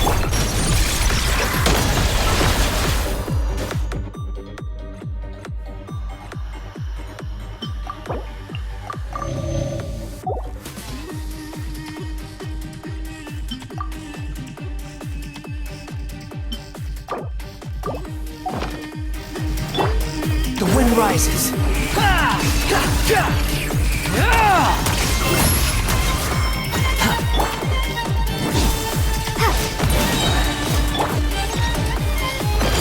It's time. Say your prayers. Muso no Search for Hitotaki.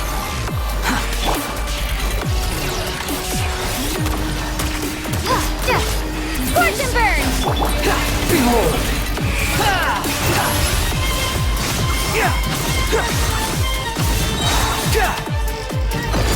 It's time. Say your prayers. Finally. Time for you to die. Excited? Time for me to die? How could I have chosen this if death was something I feared? It's time. Say your prayers.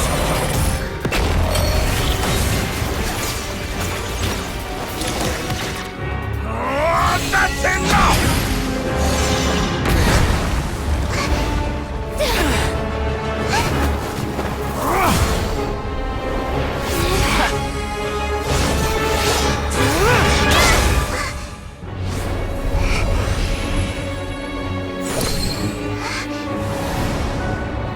It's all yours. Do with it as you see fit.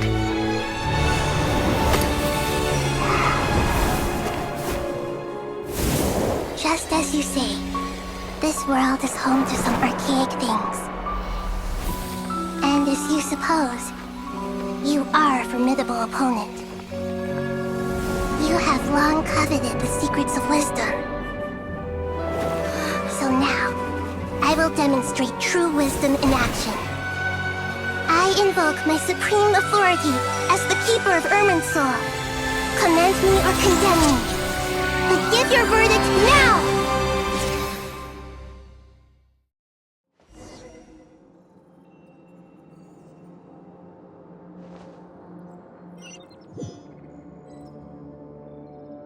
Blessed One of Wisdom, Mahakusaladhama, are you certain that you wish to exercise your authority to destroy Irminsul? It represents both your roots and your finest accomplishments. You truly intend to abandon the very thing you have always fought for? This is my decision. Irminsul has been corrupted beyond redemption. Irminsul is the original tree of Tevat. It is the means by which the heavenly principles maintains fate itself. The 7 Archons should honor and revere it, for their authority was bestowed upon them by the heavenly principles. It is precisely because I honor and revere it that I fight for the humanity it exists to protect. Wisdom is knowing how to weigh the options and make the right decision. If you truly care about the fortunes of this world, then it is me you should seek to preserve.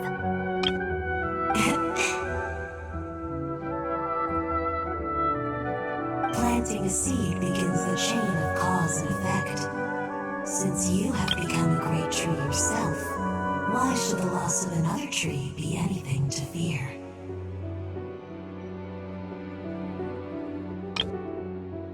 Till we meet again, Lord of Dendro.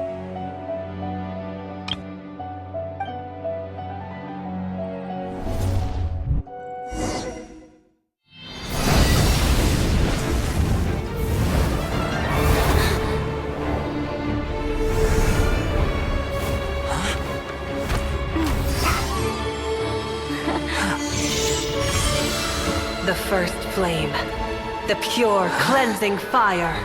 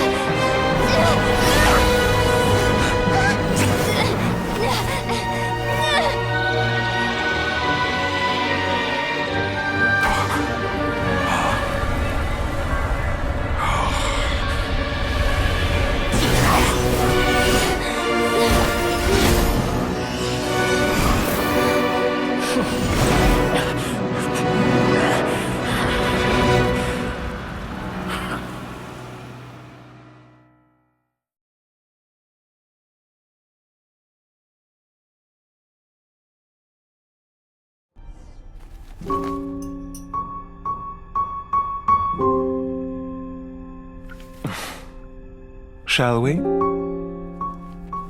Where were we? I was suggesting that you needn't perform when signing a contract. You're only sitting here because your bank demanded an evaluation of the trustee. So you told a story about a young scholar from a merchant family in Sumeru? I told a compelling tale, didn't I? The post-expulsion story is far more captivating. The human experiments or the elixir of immortality? The part where you die. Ah, yes. My favorite part. The 35-year-old Segment thought of himself as Dottore, reserving the name Zandik for the original specimen. Of all the Segments, he was the most selfish. After his expulsion, Dottore searched for a new direction. He joined the Fatui, studied Elazar in great depth, secured resources. He was rather fortunate in his career. Zandik turned to Conrian technology and successfully created his segments. But this was not immortality. Even with backup segments, his body would still age. Still, thanks to Snezhnaya, Zandik found the ideal base for his experiments. Then a perfect partnership materialized at a crucial moment. The year that both parties realized they needed more time. Fortunately, Zandik succeeded. In a miraculous turn of events, he gained the extra time he needed. I seem to recall it differently.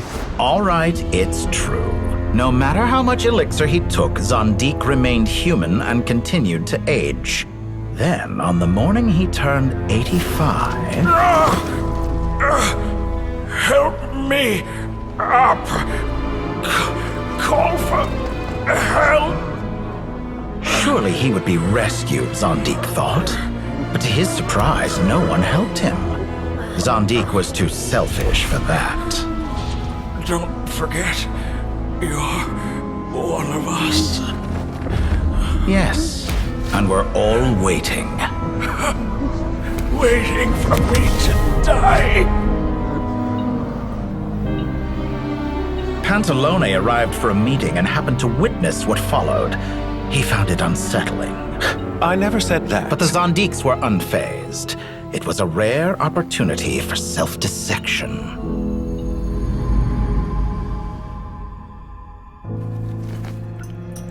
What does all that have to do with you depositing your data at Northland Bank? It has made me cherish my time in this world all the more. Fair enough. So you do have a sense of self-preservation.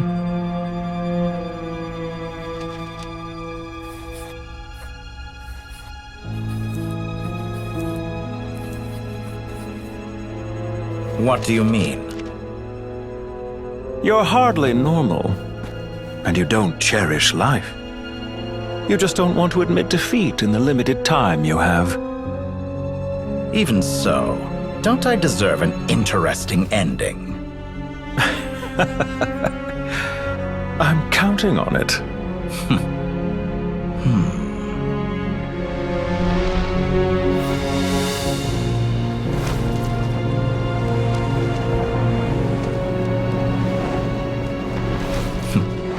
If nothing else, I expect my funeral will be a grand affair indeed.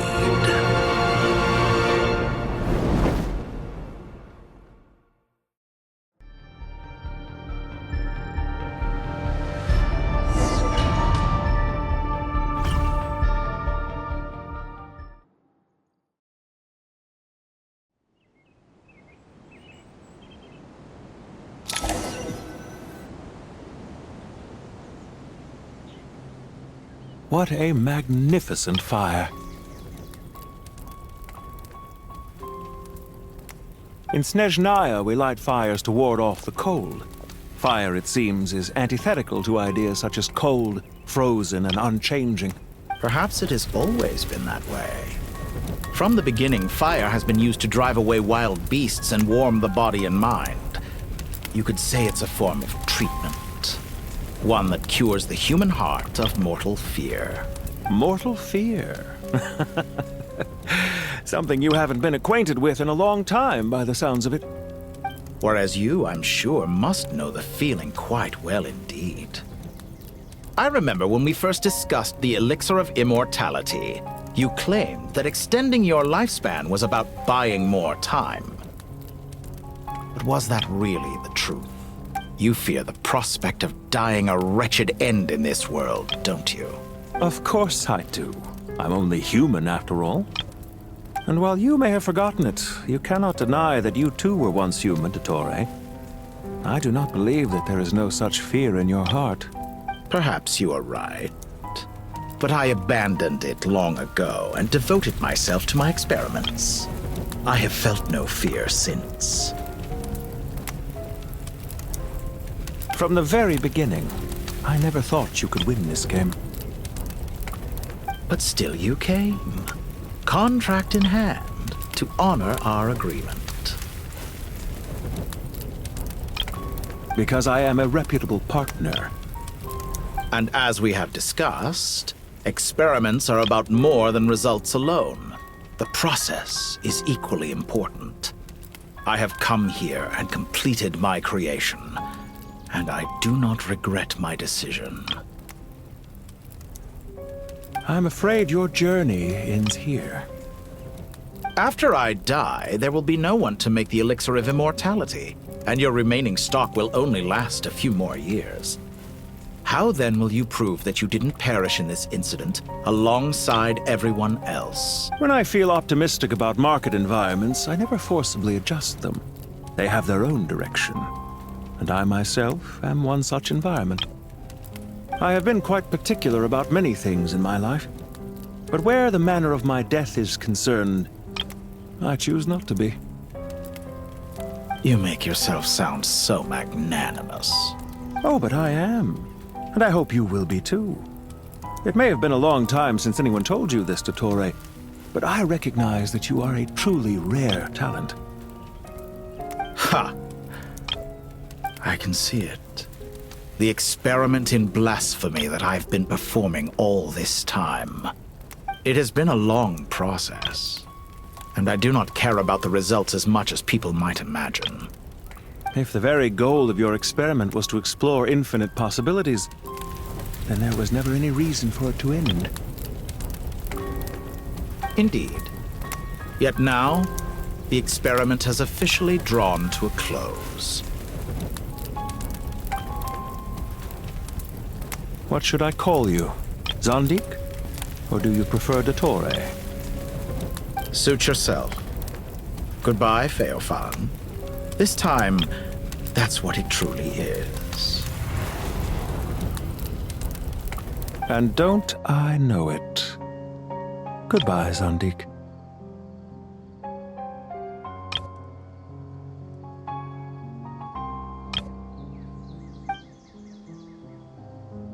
I could have carried out many more experiments, but to me, Lord of Dendro, this outcome is certainly not the worst. I believe you. But unfortunately, this is where it all ends for you. This experiment does not belong to you, nor do any of the results. Experiment? It sounds like you're trying to outdo me in my own field.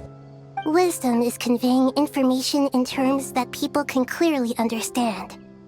You know exactly what I mean. Indeed. I can see no further outcomes. Ha!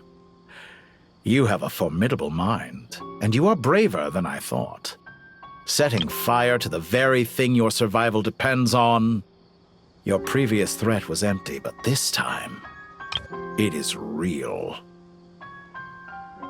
When necessary, wisdom can be as fierce as an inferno.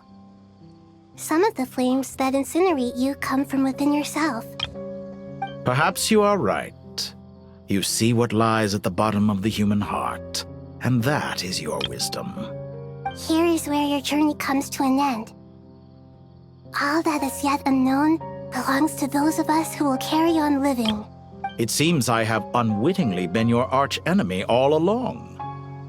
But now, it's all over. I do not deny your intelligence. But what you refer to as experiments, I would never describe in those terms. They are events that take place in the real world, and they are so much more than mere data. Goodbye. We will never meet again.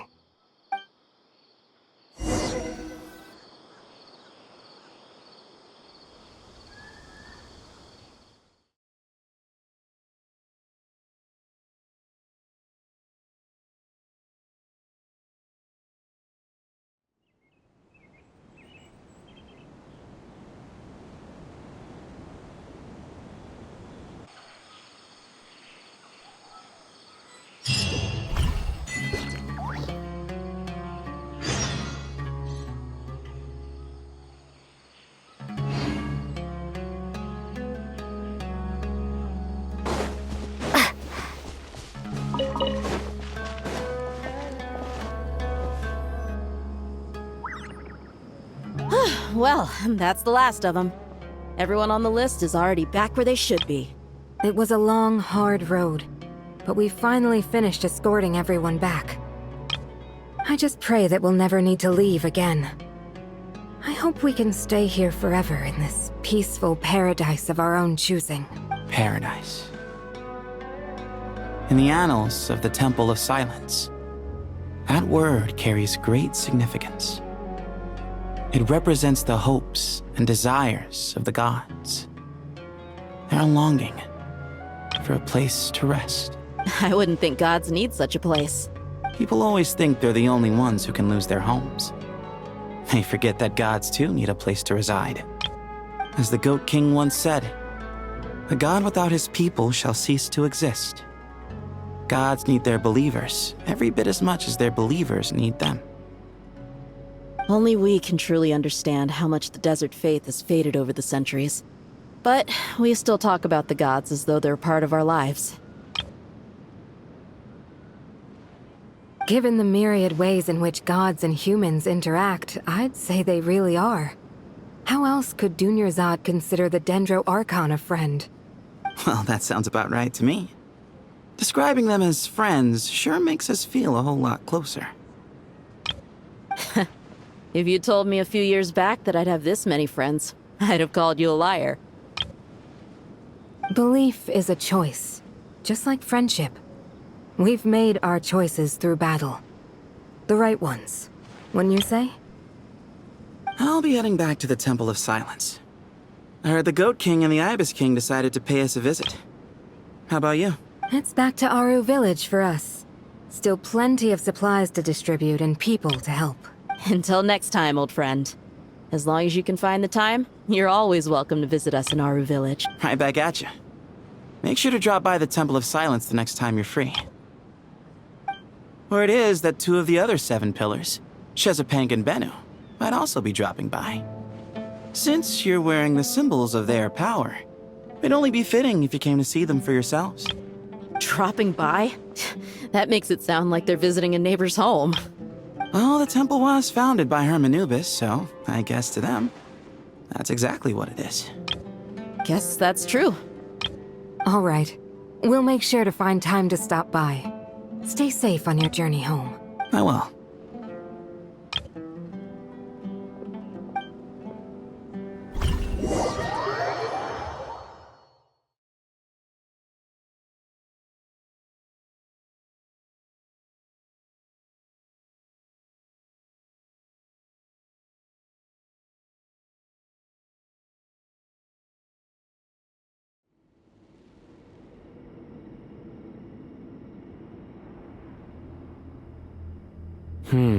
You do have a point. See?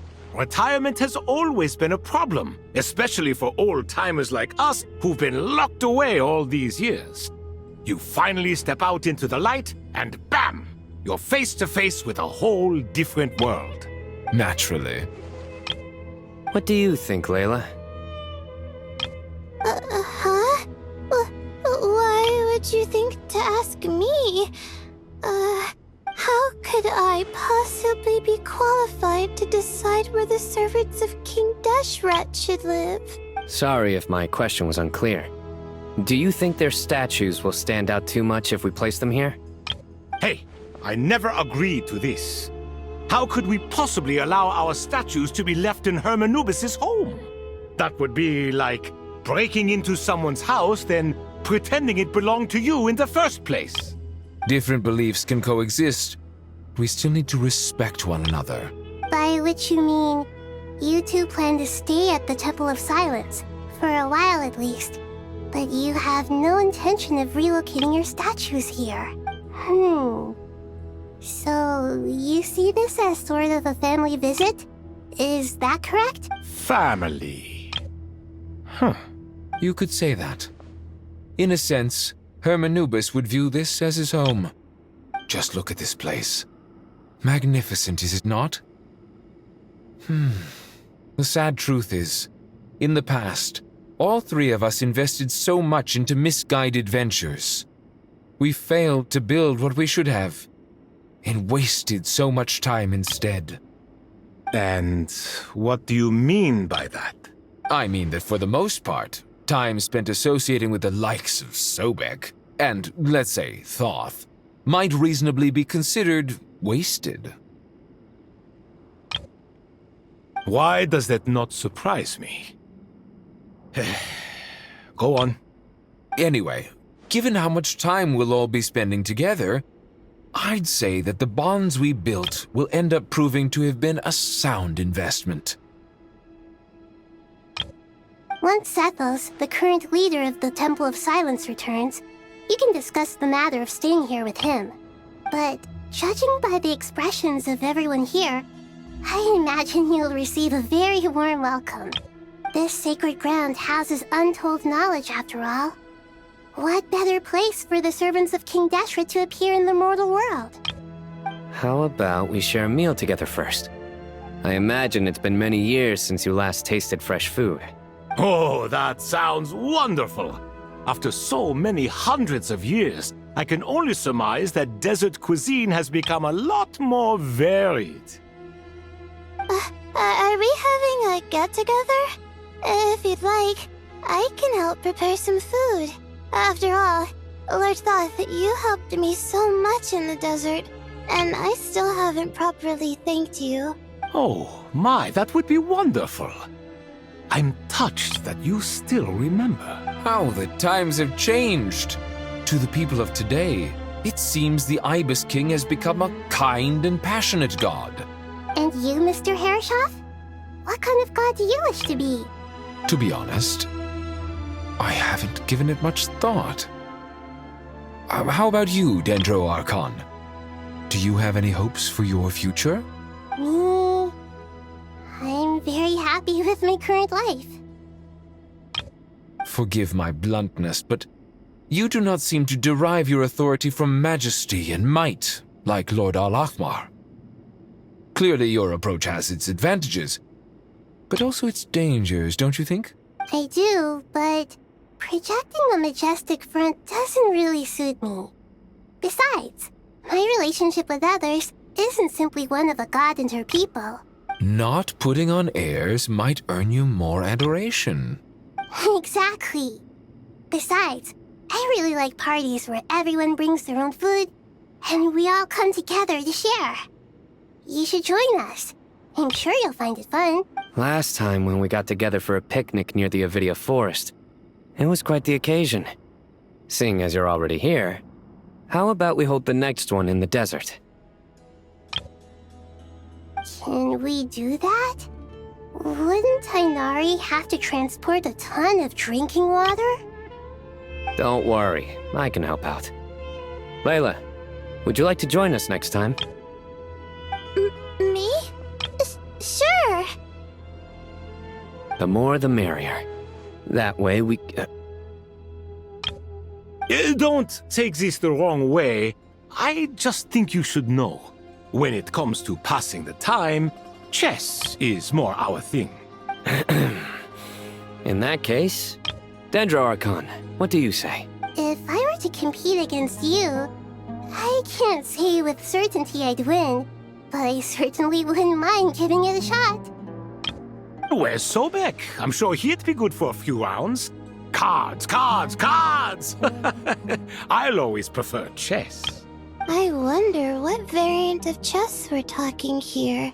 Mr. Thoth, is there some sort of astrological significance to this game? Oh, I'm glad you brought that up. As long as the leader of the Temple of Silence agrees, we can search Hermanubis' place for books to teach you how to play.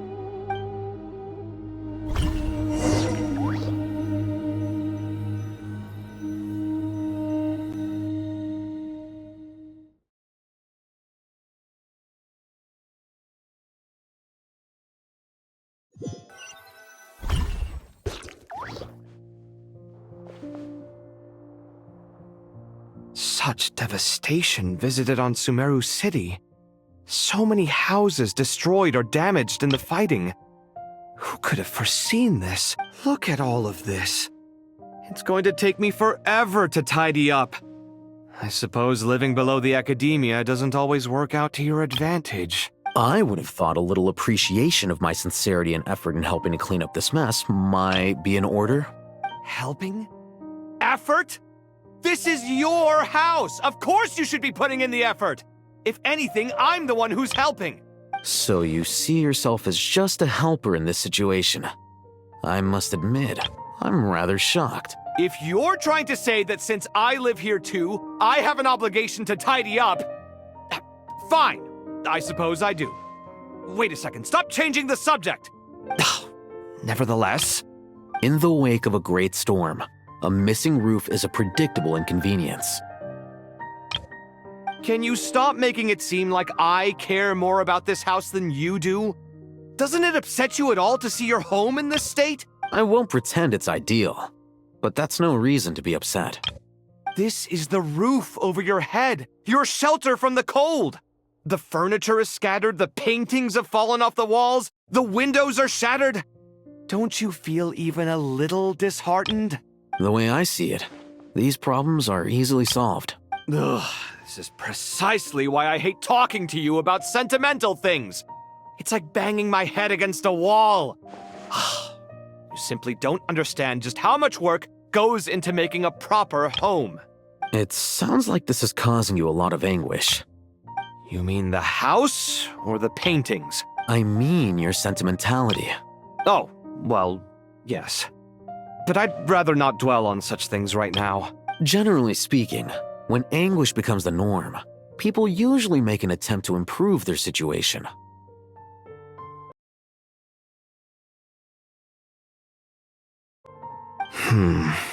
But there are so many people and things in life that are difficult to change. It's not like you can force them. Anguish can be a source of inspiration.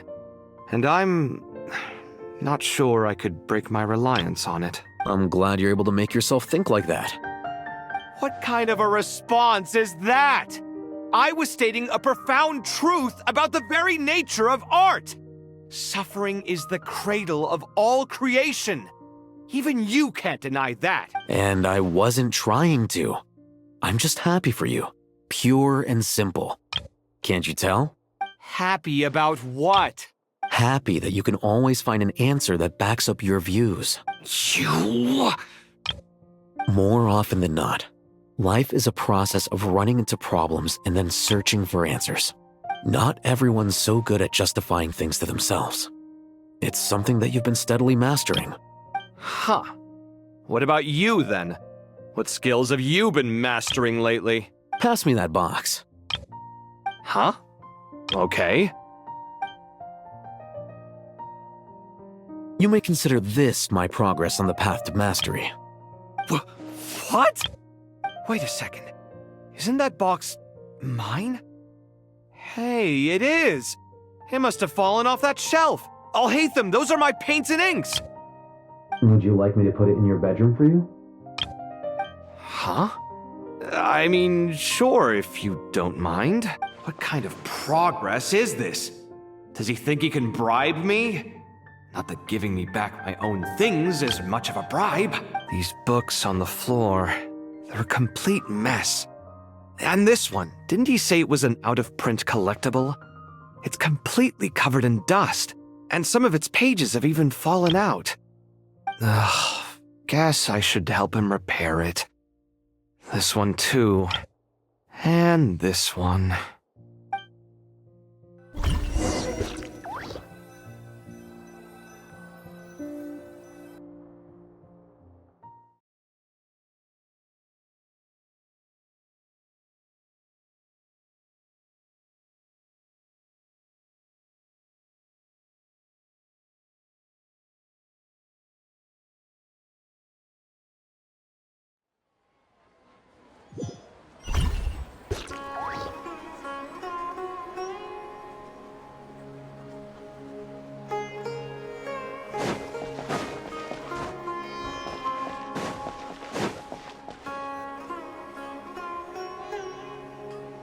Local subterbeast, imported goods, such a bright future ahead.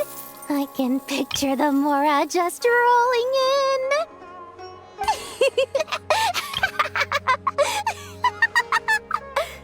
You do realize you sound like a choking cow? It's called being imposing. Can't you feel it? Are you not intimidated? Oh, I'm positively shaking in my sandals.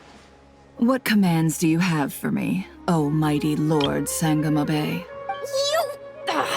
You've got a lot of nerve, Nefer. You went and told Candace and the others everything, didn't you? Seriously, do you have any idea how differently they see me now? Surely that's a good thing. I presume they're more disposed to actually like you now, maybe even view you as a friend. You traded my secret for sympathy! Thanks to you, I've lost every last shred of my mercantile majesty. How am I supposed to make anyone think I'm a big, scary investor now? The dark days of Lord Sangamabe are behind you. Why not take this chance to make a few honest friends? Speaking of friends, since when did the notorious Lady Nefer gain such an admiration for holier-than-thou types? A moon chanter here? An angel there? Who'd have thought it? A coming together of fates, nothing more. No need to throw around accusations of admiration. Forget it. You're right about one thing at least. Making friends is never a bad thing for a merchant. Still, I really took a loss this time.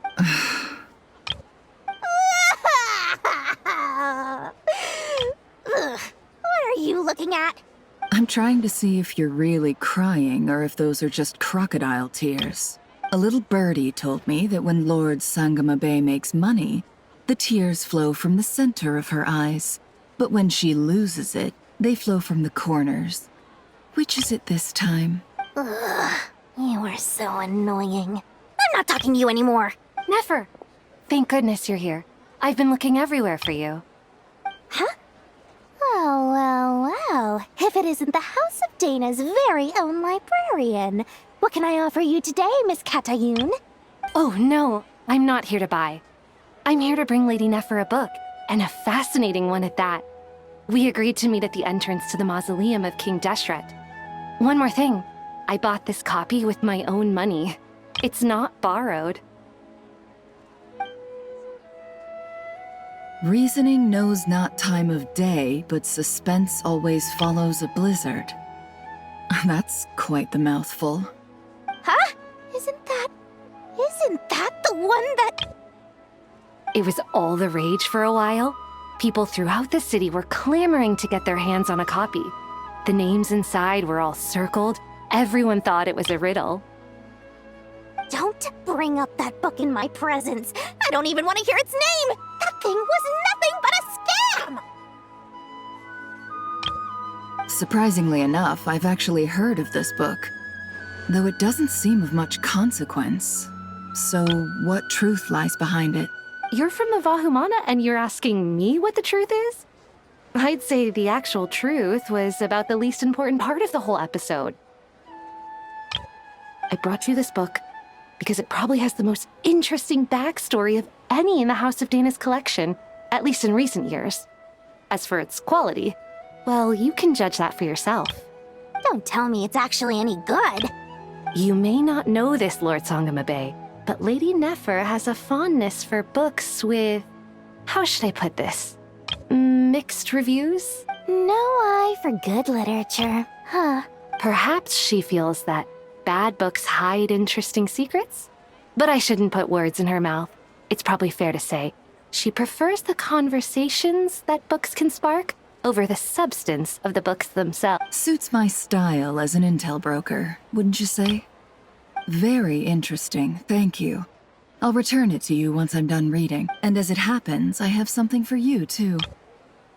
Incense? I imagine you've already used up the incense I gave you last time. Here's some more. This batch is from Nodcry, so the scent won't be quite the same. Well, actually, I've been saving the incense you gave me. I couldn't bring myself to waste it without a special occasion. But I'll gladly accept this, too. And I promise I'll use it this time. Katayun, you haven't changed a bit.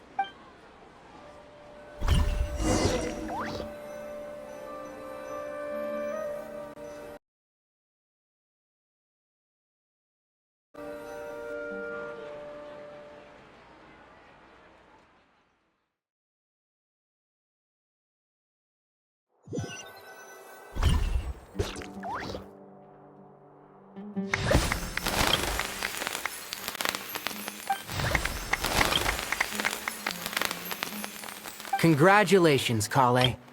Well done, Kale. After studying for so long, you've finally become a full-fledged ranger. Sure hasn't been easy for you, huh? This really is fantastic news. All grown up. No longer a trainee, but an official forest ranger. Oh, the next step is to secure tenure in the academia. Thanks, everyone. It's true. I'm an official forest ranger now. Master Tainari, thank you for your guidance and support. I wish Mr. Sino were here so I could thank him too. Sino had a matter to attend to at the Temple of Silence. I don't imagine he'll be back for some time. But don't worry, we can celebrate together once he's finished. I'm afraid the party will have to wait. Kale still has some matters to attend to first. Kale? Is everything all right? No, it's not what you think. There's nothing wrong with my health. I just have a few things I need to deal with. I've made plans with the Traveler and Paimon to visit Mondstadt. Master Tainari and Mr. Sino will be accompanying us too. Well, that's a relief. Let's get together when everyone's back. I'm sure you'll be doing even better by then. Of course. I have a feeling you're right.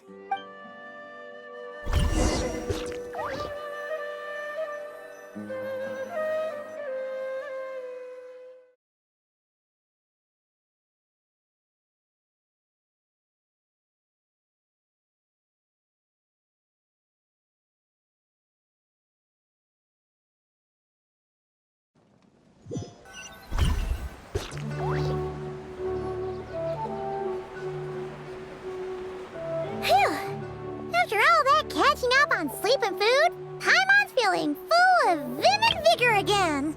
For someone who spends so much time resting, your recovery routine is surprisingly simple. Hey! Paimon's been working her butt off too, you know. She flew all over the city helping everyone out. Don't worry. I saw how hard you worked. Alright, we all know you're the most hardworking person in Tavad.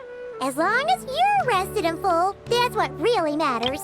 Paimon's been looking around the place, and it seems like the city's already on the mend. But Paimon's been wondering how Nahita's doing. We should check in on her.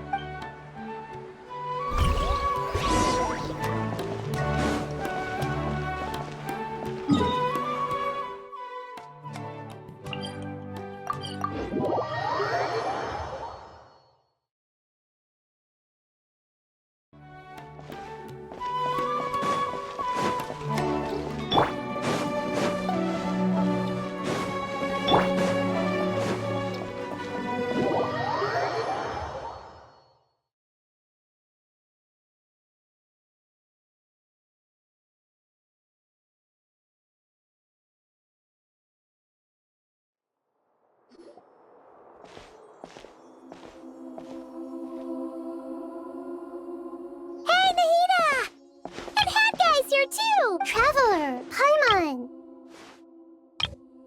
What's going on here? Nothing much. Nahita was just expressing concern for my physical and mental well-being. Oh, the Traveler told Paimon all about that. We've both been very worried about you. Are you feeling alright? You make it sound like I'm on the brink of some kind of breakdown.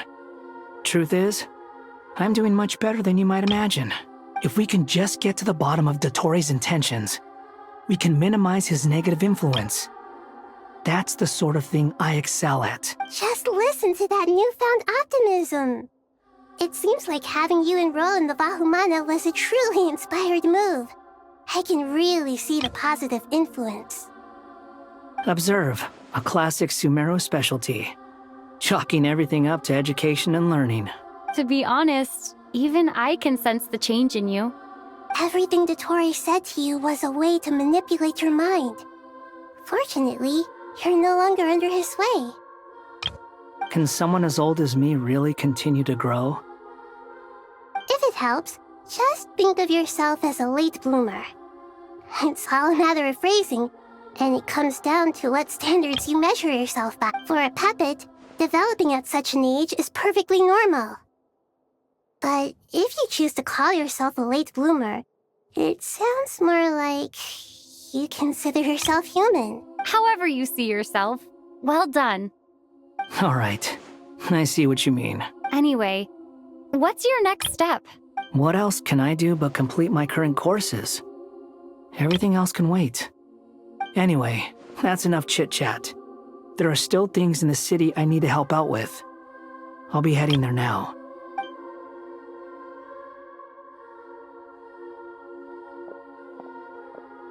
I'm so happy that Hat Guy is doing better than we thought. But what about you, Nahida?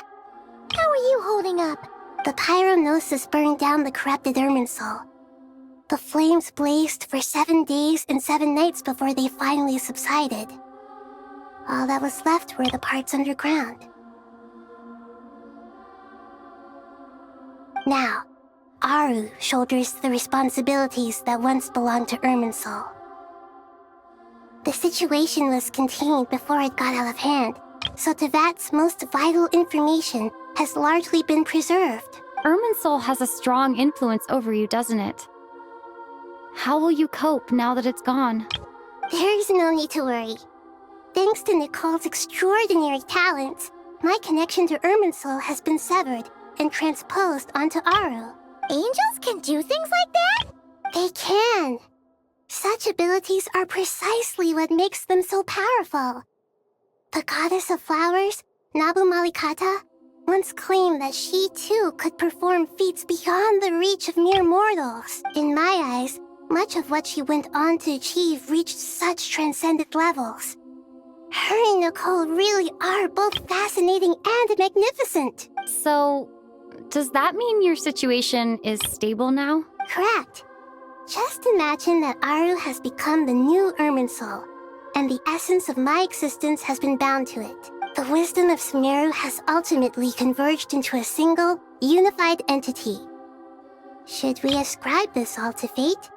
Or is it merely fortune? Whatever it is, the important thing is that you're okay, Nahida. Dendro Archon, Lesser Lord Kusanali. Oh, thank goodness you're here. Greetings, Traveler and Paimon. Sir Nevis, do you have something urgent to say? Yes, there's something I need to report. We've received a message from Snezhnaya.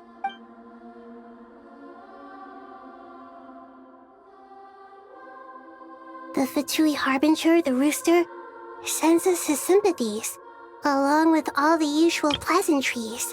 His stance is that, following the unrest in Nodcry, Dottore was subjected to internal censure. This madness was the act of a rogue element, one who cannot be seen to represent the Zapoliarni Palace. No less than can be expected. Snezhnaya paid a heavy price working to stop him. They even lost one of their own harbingers.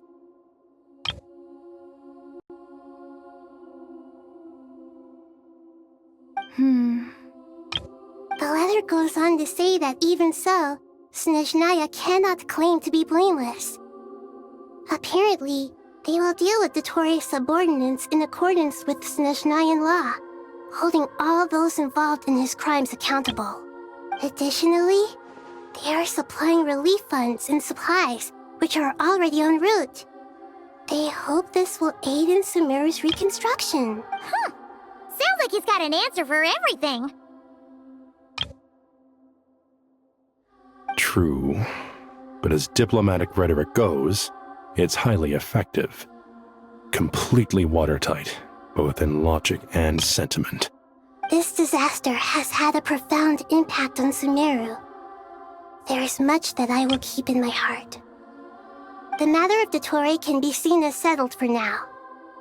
We are sure to cross paths again in the future, and in that light, Snezhnaya would do well to uphold their responsibilities and keep a tight rein over their actions. With Irminsul burned, the flow of fate now carries many more possibilities. I will be watching carefully. Perhaps we can move on to a less serious matter? Dendro Archon, will you eat with us once this matter is dealt with? Everyone wishes to celebrate together. Your presence would be most welcome. Of course! Junior Zod, Sino, and Hypatia all told me the same thing. If there isn't enough room for everyone, we can arrange back-to-back feasts. What a wonderful idea. That just leaves the question of what we should eat. Not more tomatoes, surely. More? Dendro Archon, what do you mean by more tomatoes? Those good friends of yours are always talking about tomatoes. Sometimes when I'm walking through the city, I can even hear them arguing in the fields. Since you see them so often, you must hear about tomatoes even more than I do. Tomatoes. Tomatoes. The word has a certain magic to it. Like the autumn fur of a sumpter beast swirling in the wind, sometimes flying up my nose. Tomatoes. What can we make with tomatoes? Wait, why tomatoes? Take your time, there's no need to rush. The traveler, Paimon, and I still have somewhere we need to visit. You'll have plenty of time to think it over before I return. Does this mean you're going to Natlan? Meeting them there in person. It will require a long journey. I know. But this is necessary. I must go myself. Traveler, Paimon, we'll set off as soon as you're ready. Is that all right? Sure. We'll be ready whenever you are. You'll hear no objections from Paimon. We should grab some snacks along the way, though. It'll be just like going on a long holiday. Wonderful. I'm looking forward to this so much.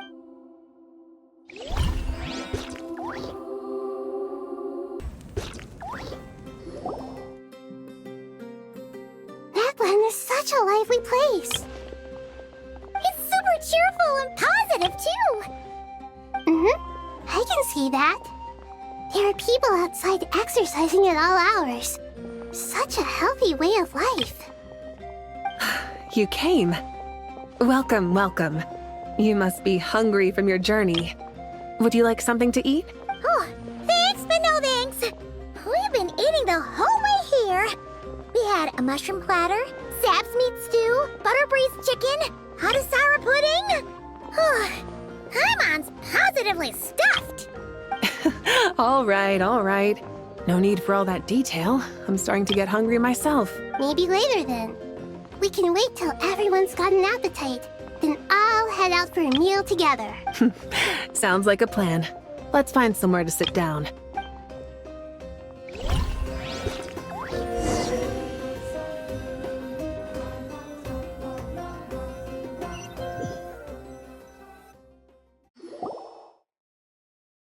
I should tell you, I already have some sense of why you've come. Why's that, Malika? To say thank you. Your senses are spot on. But on top of that, we also feel guilty. Because the pyronosis has vanished? I sensed its loss. Despite scouring through the remnants of Irminsul, we couldn't find any sign of the pyronosis. Not even any trace of it burning to ash. That's certainly unusual. Still, the potential fallout from Irminsul's loss is significant, to say the least. Perhaps the pyronosis's disappearance is simply a knock-on effect of the impact it's had on a certain strand of fate. There's no need to feel guilty. We were clear that this time there was to be no returning, only giving. Pure and simple. Thank you really is a fascinating phrase. We use it to express gratitude for the smallest of things. Yet, when faced with a kindness too immense to describe, we use exactly the same words. It's not that we lack other means of expression.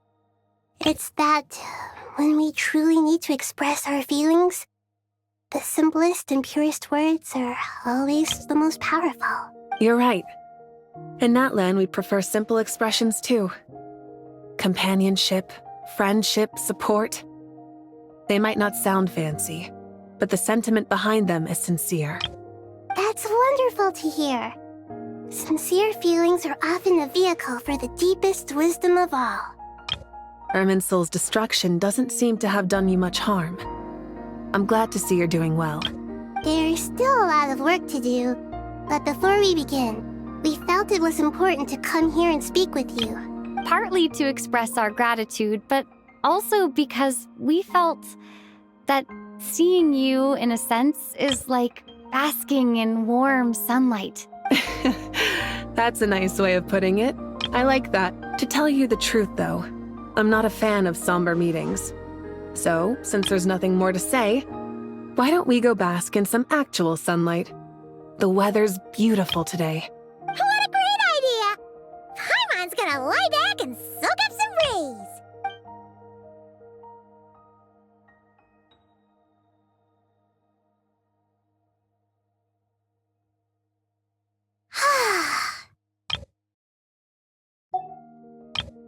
In that case, I think I'll lie down for a bit too before we head to our next stop. And where might that be? Mondstadt. Paimon and I are gonna head back there with Kale and the gang.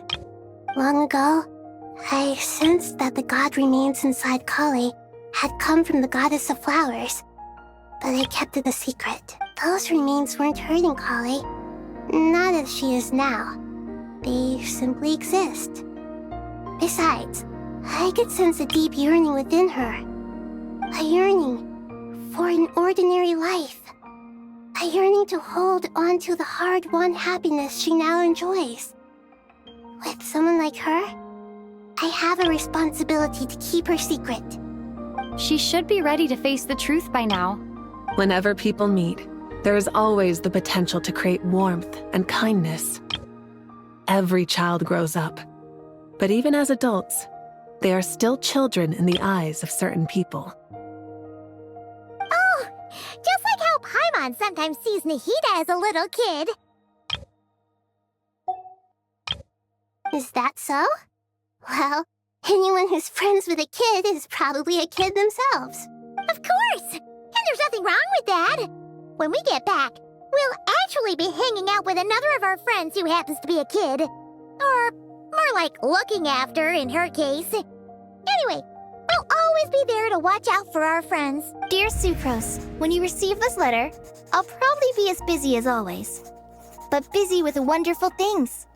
That's because I'm no longer a trainee. I'm now an official forest ranger. Impressive, right?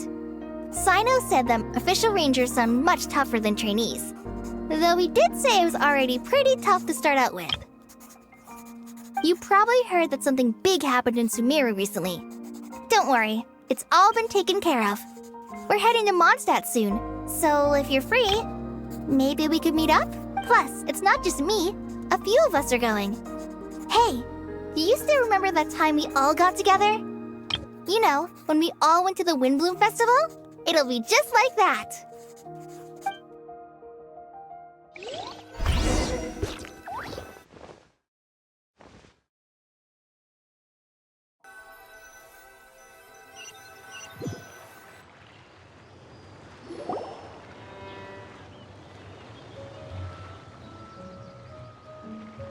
Dainari, is that... Don't you say it! Is that the great Vayu-Vyastra? Behold, the great Vayu-Vyastra, General Mahamatra. How times have changed. I wasn't expecting you to beat me to the punchline. You've changed. You've really upped the aggression in your battle against Sino's jokes. Kale, how did you know what I was going to say? For the love of...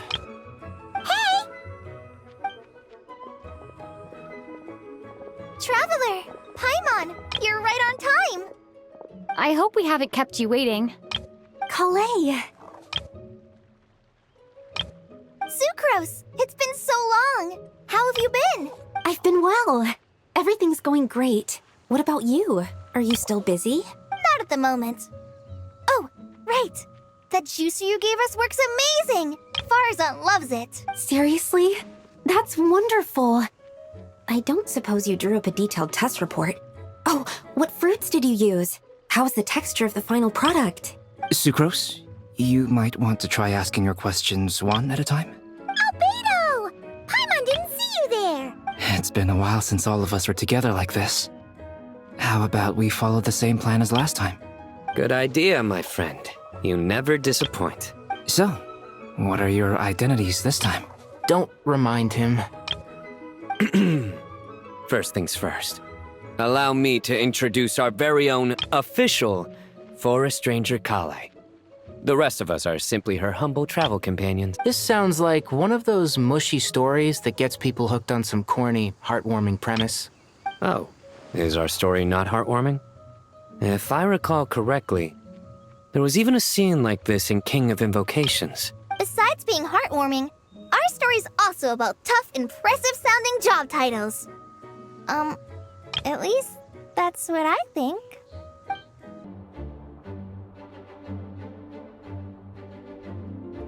Oh, you're here already. I'm still giving Dodoko a little trim. I won't be a moment. A trim? Does Dodoko need haircuts too? Of course. It's important to know how to take loving care of the apples of your... All of these trivial matters get left to me. It's because I'm an angel, and angels are, in a way, the guardians of all Teyvat. Oh, right! Wow, that's definitely an impressive-sounding job title. What are you writing? I'm just brainstorming some cool-sounding lines. Oh, write them on these card backs. Of course. Clearly, my lines are pretty amazing, wouldn't you say? Miss Nicole. Kayn? You seem a little nervous. I was just wondering, who was the person you mentioned who needed their wish fulfilled? Wish? What do you mean? Miss Nicole asked if we could meet up in Mondstadt once everything was over. She said a friend of hers had a wish that needed my help to come true. Well, you never mentioned that before. All we knew was that you'd arranged to meet in Mondstadt. But we thought it had something to do with the god remains. To be fair, everything I told you was true. Anyway, my friend is waiting. Come on, let's pay her a visit.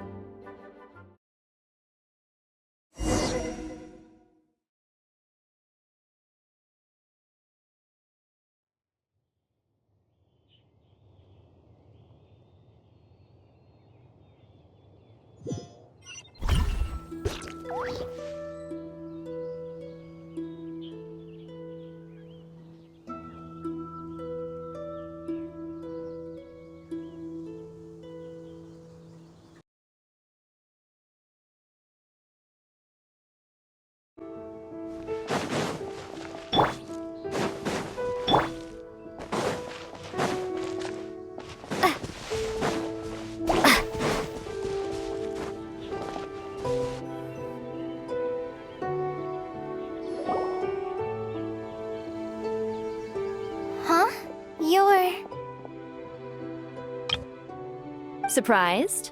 I bet you weren't expecting to meet a woman like me beneath this beautiful tree in a faraway land. An oasis will spring from the place where a djinn resides. That saying falls somewhat flat here in Mondstadt, given that everywhere is already so lush and green. Lilupar, what are you doing here? I made friends with Miss Nicole. I asked her to bring me here and then invite Kayn to come. The prologue to this story is that I have a wish. It has stirred within my heart for centuries, millennia even. Originally, it was merely Al-Ahmar's lie, but now it has become reality. Could this be... related to the goddess of flowers? My dear young lady, my mistress left her final trace in this world upon you. I can't tell you how glad I am to see you here. And now I have seen you, and peered into your heart. You have experienced hardships and suffered setbacks. The torment an ordinary person might expect to face has befallen you threefold. This is the source of your resilience. But, beneath all this, I've witnessed the seeds of desire. You yearn to return to the simple life you once knew, do you not? I do. I want to throw away everything that isn't mine. But how do you decide what is yours? The scars that others carve into your flesh? The kindness and love they inscribe? They are. This is something I've talked about with Miss Nicole. Miss Nicole said I should learn how to adjust my standards. I just want to live as an ordinary human. Anything beyond that isn't mine. Don't you want anything from the remains of the goddess of flowers? She gave me a revelation once. I think that's already more than enough. In the past, you would not have possessed such a rich heart. Your brief life has taught you to hold on to everything good, to home in on kindness. How fascinating. You're nothing like Nabu Malikata, and you're certainly not her. Of course not. I'm not some great and powerful being, Miss Lilopar. Yet I am a Jinn. We exist because of the Lord of Flowers. We revere and love her. My wish is to see her one last time, to give everything for her. Kale, can you do this for me? But her remains won't be easy to remove. Are you sure this is what you want? That's beside the point. First, I need to know. Are you willing to do something for the soul of this lonely, wandering woman? I'm willing. But look, you know nothing about me. Even if you have heard the stories about me, all you would know is that I was rightly punished for the many evil deeds I committed. Ah, so you do know. Your lips are quivering, your eyes trembling, and still you're willing to do something for me. Life has been cruel to you, and yet you've learned to be kind. My dear young lady, to repay your kindness, I too must play my part. Are you sure about this, Lilopar? I yearn to see my mistress. For this moment, the world can burn to ashes, the universe be engulfed in flame. I care about nothing else. And you, Kale, I can give you a gift. You'll become just another ordinary human. But Miss Lilopar, what will happen to you? My wish will be fulfilled, and I can die happy. Why would you wish for that? A long, unending life might seem desirable for one who has never possessed it, yet it brings torment to one who has. My remains are scattered across the yellow sands, but my soul can find no peace. Since you've promised to grant my wish, give me that release. Allow the dying to die, and let the dead rest in peace. You have my thanks. Kale, there's no pressure on you. What she said, it's all true. A wish is a genuine desire, after all. It's as if you want to use the last of your life to give me a better future. Nothing so selfless. We'll be using our futures to fulfill each other's wishes. This is a noble act, a beautiful and secret transaction between two women. I understand. Miss Lilopar, I'm ready. Close your eyes, Kale. Then open your soul. From there, I will embrace my mistress. The downpour of flowers is your touch. Like returning to the very beginning. Like surrendering to your grace, my mistress. People say that devotion is beautiful, yet filled with pain. How foolish of them. For me, devotion is beautiful, pure and painless. Devotion is my love. Thank you.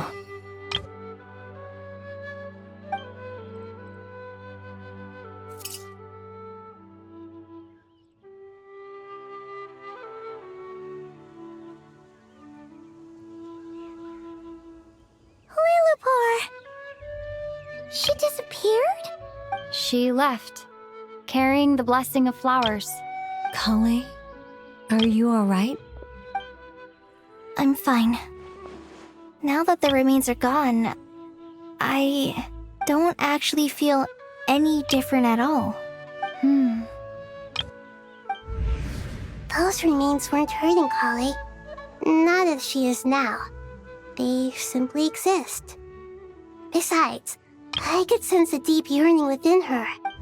Kale must have already received what she was yearning for. I'm doing fine. I feel relaxed. There's really no need to worry. Then my wish has come true, too. To become ordinary?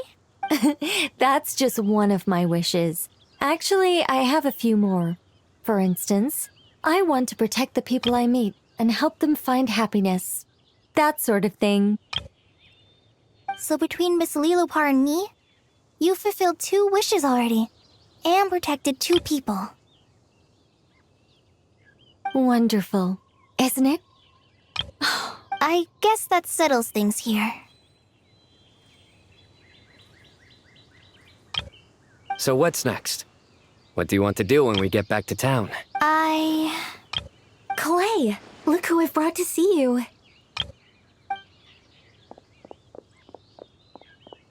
Hey, Kale! I heard you guys were holding some kind of secret event. How come you started without me? Huh? Oh no, it's nothing like that. We were just saying goodbye to an old friend. Really? Who? Me. The old me. So that's what this is all about. Did you come all the way to Mondstadt for that? Because we knew the old you so we could witness the change? Exactly. The old me is gone. I puffed her into the air, and she became a fluffy pink cloud, floating into the sky, before disappearing forever. Do you think, maybe up in the sky, she has friends waiting for her with test tubes, flasks, and bows?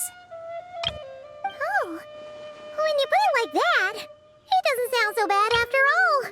What do you think, Miss Nicole? I think maybe that's right. At least, if it were up to me, I'd consider that a happy ending. Dear Sucrose, even though my childhood ended long ago, these past few days have really felt like growing up again. I've become stronger, and I feel like I can finally accomplish things by myself. Surely someone as mysterious as you will find a friend like this fascinating? Always growing, always thriving like a plant. I came to say goodbye to my old self. I know that after this, she'll be gone. Thinking about it makes me feel a little lonely. I know the weakness that kept me company will one day leave me too.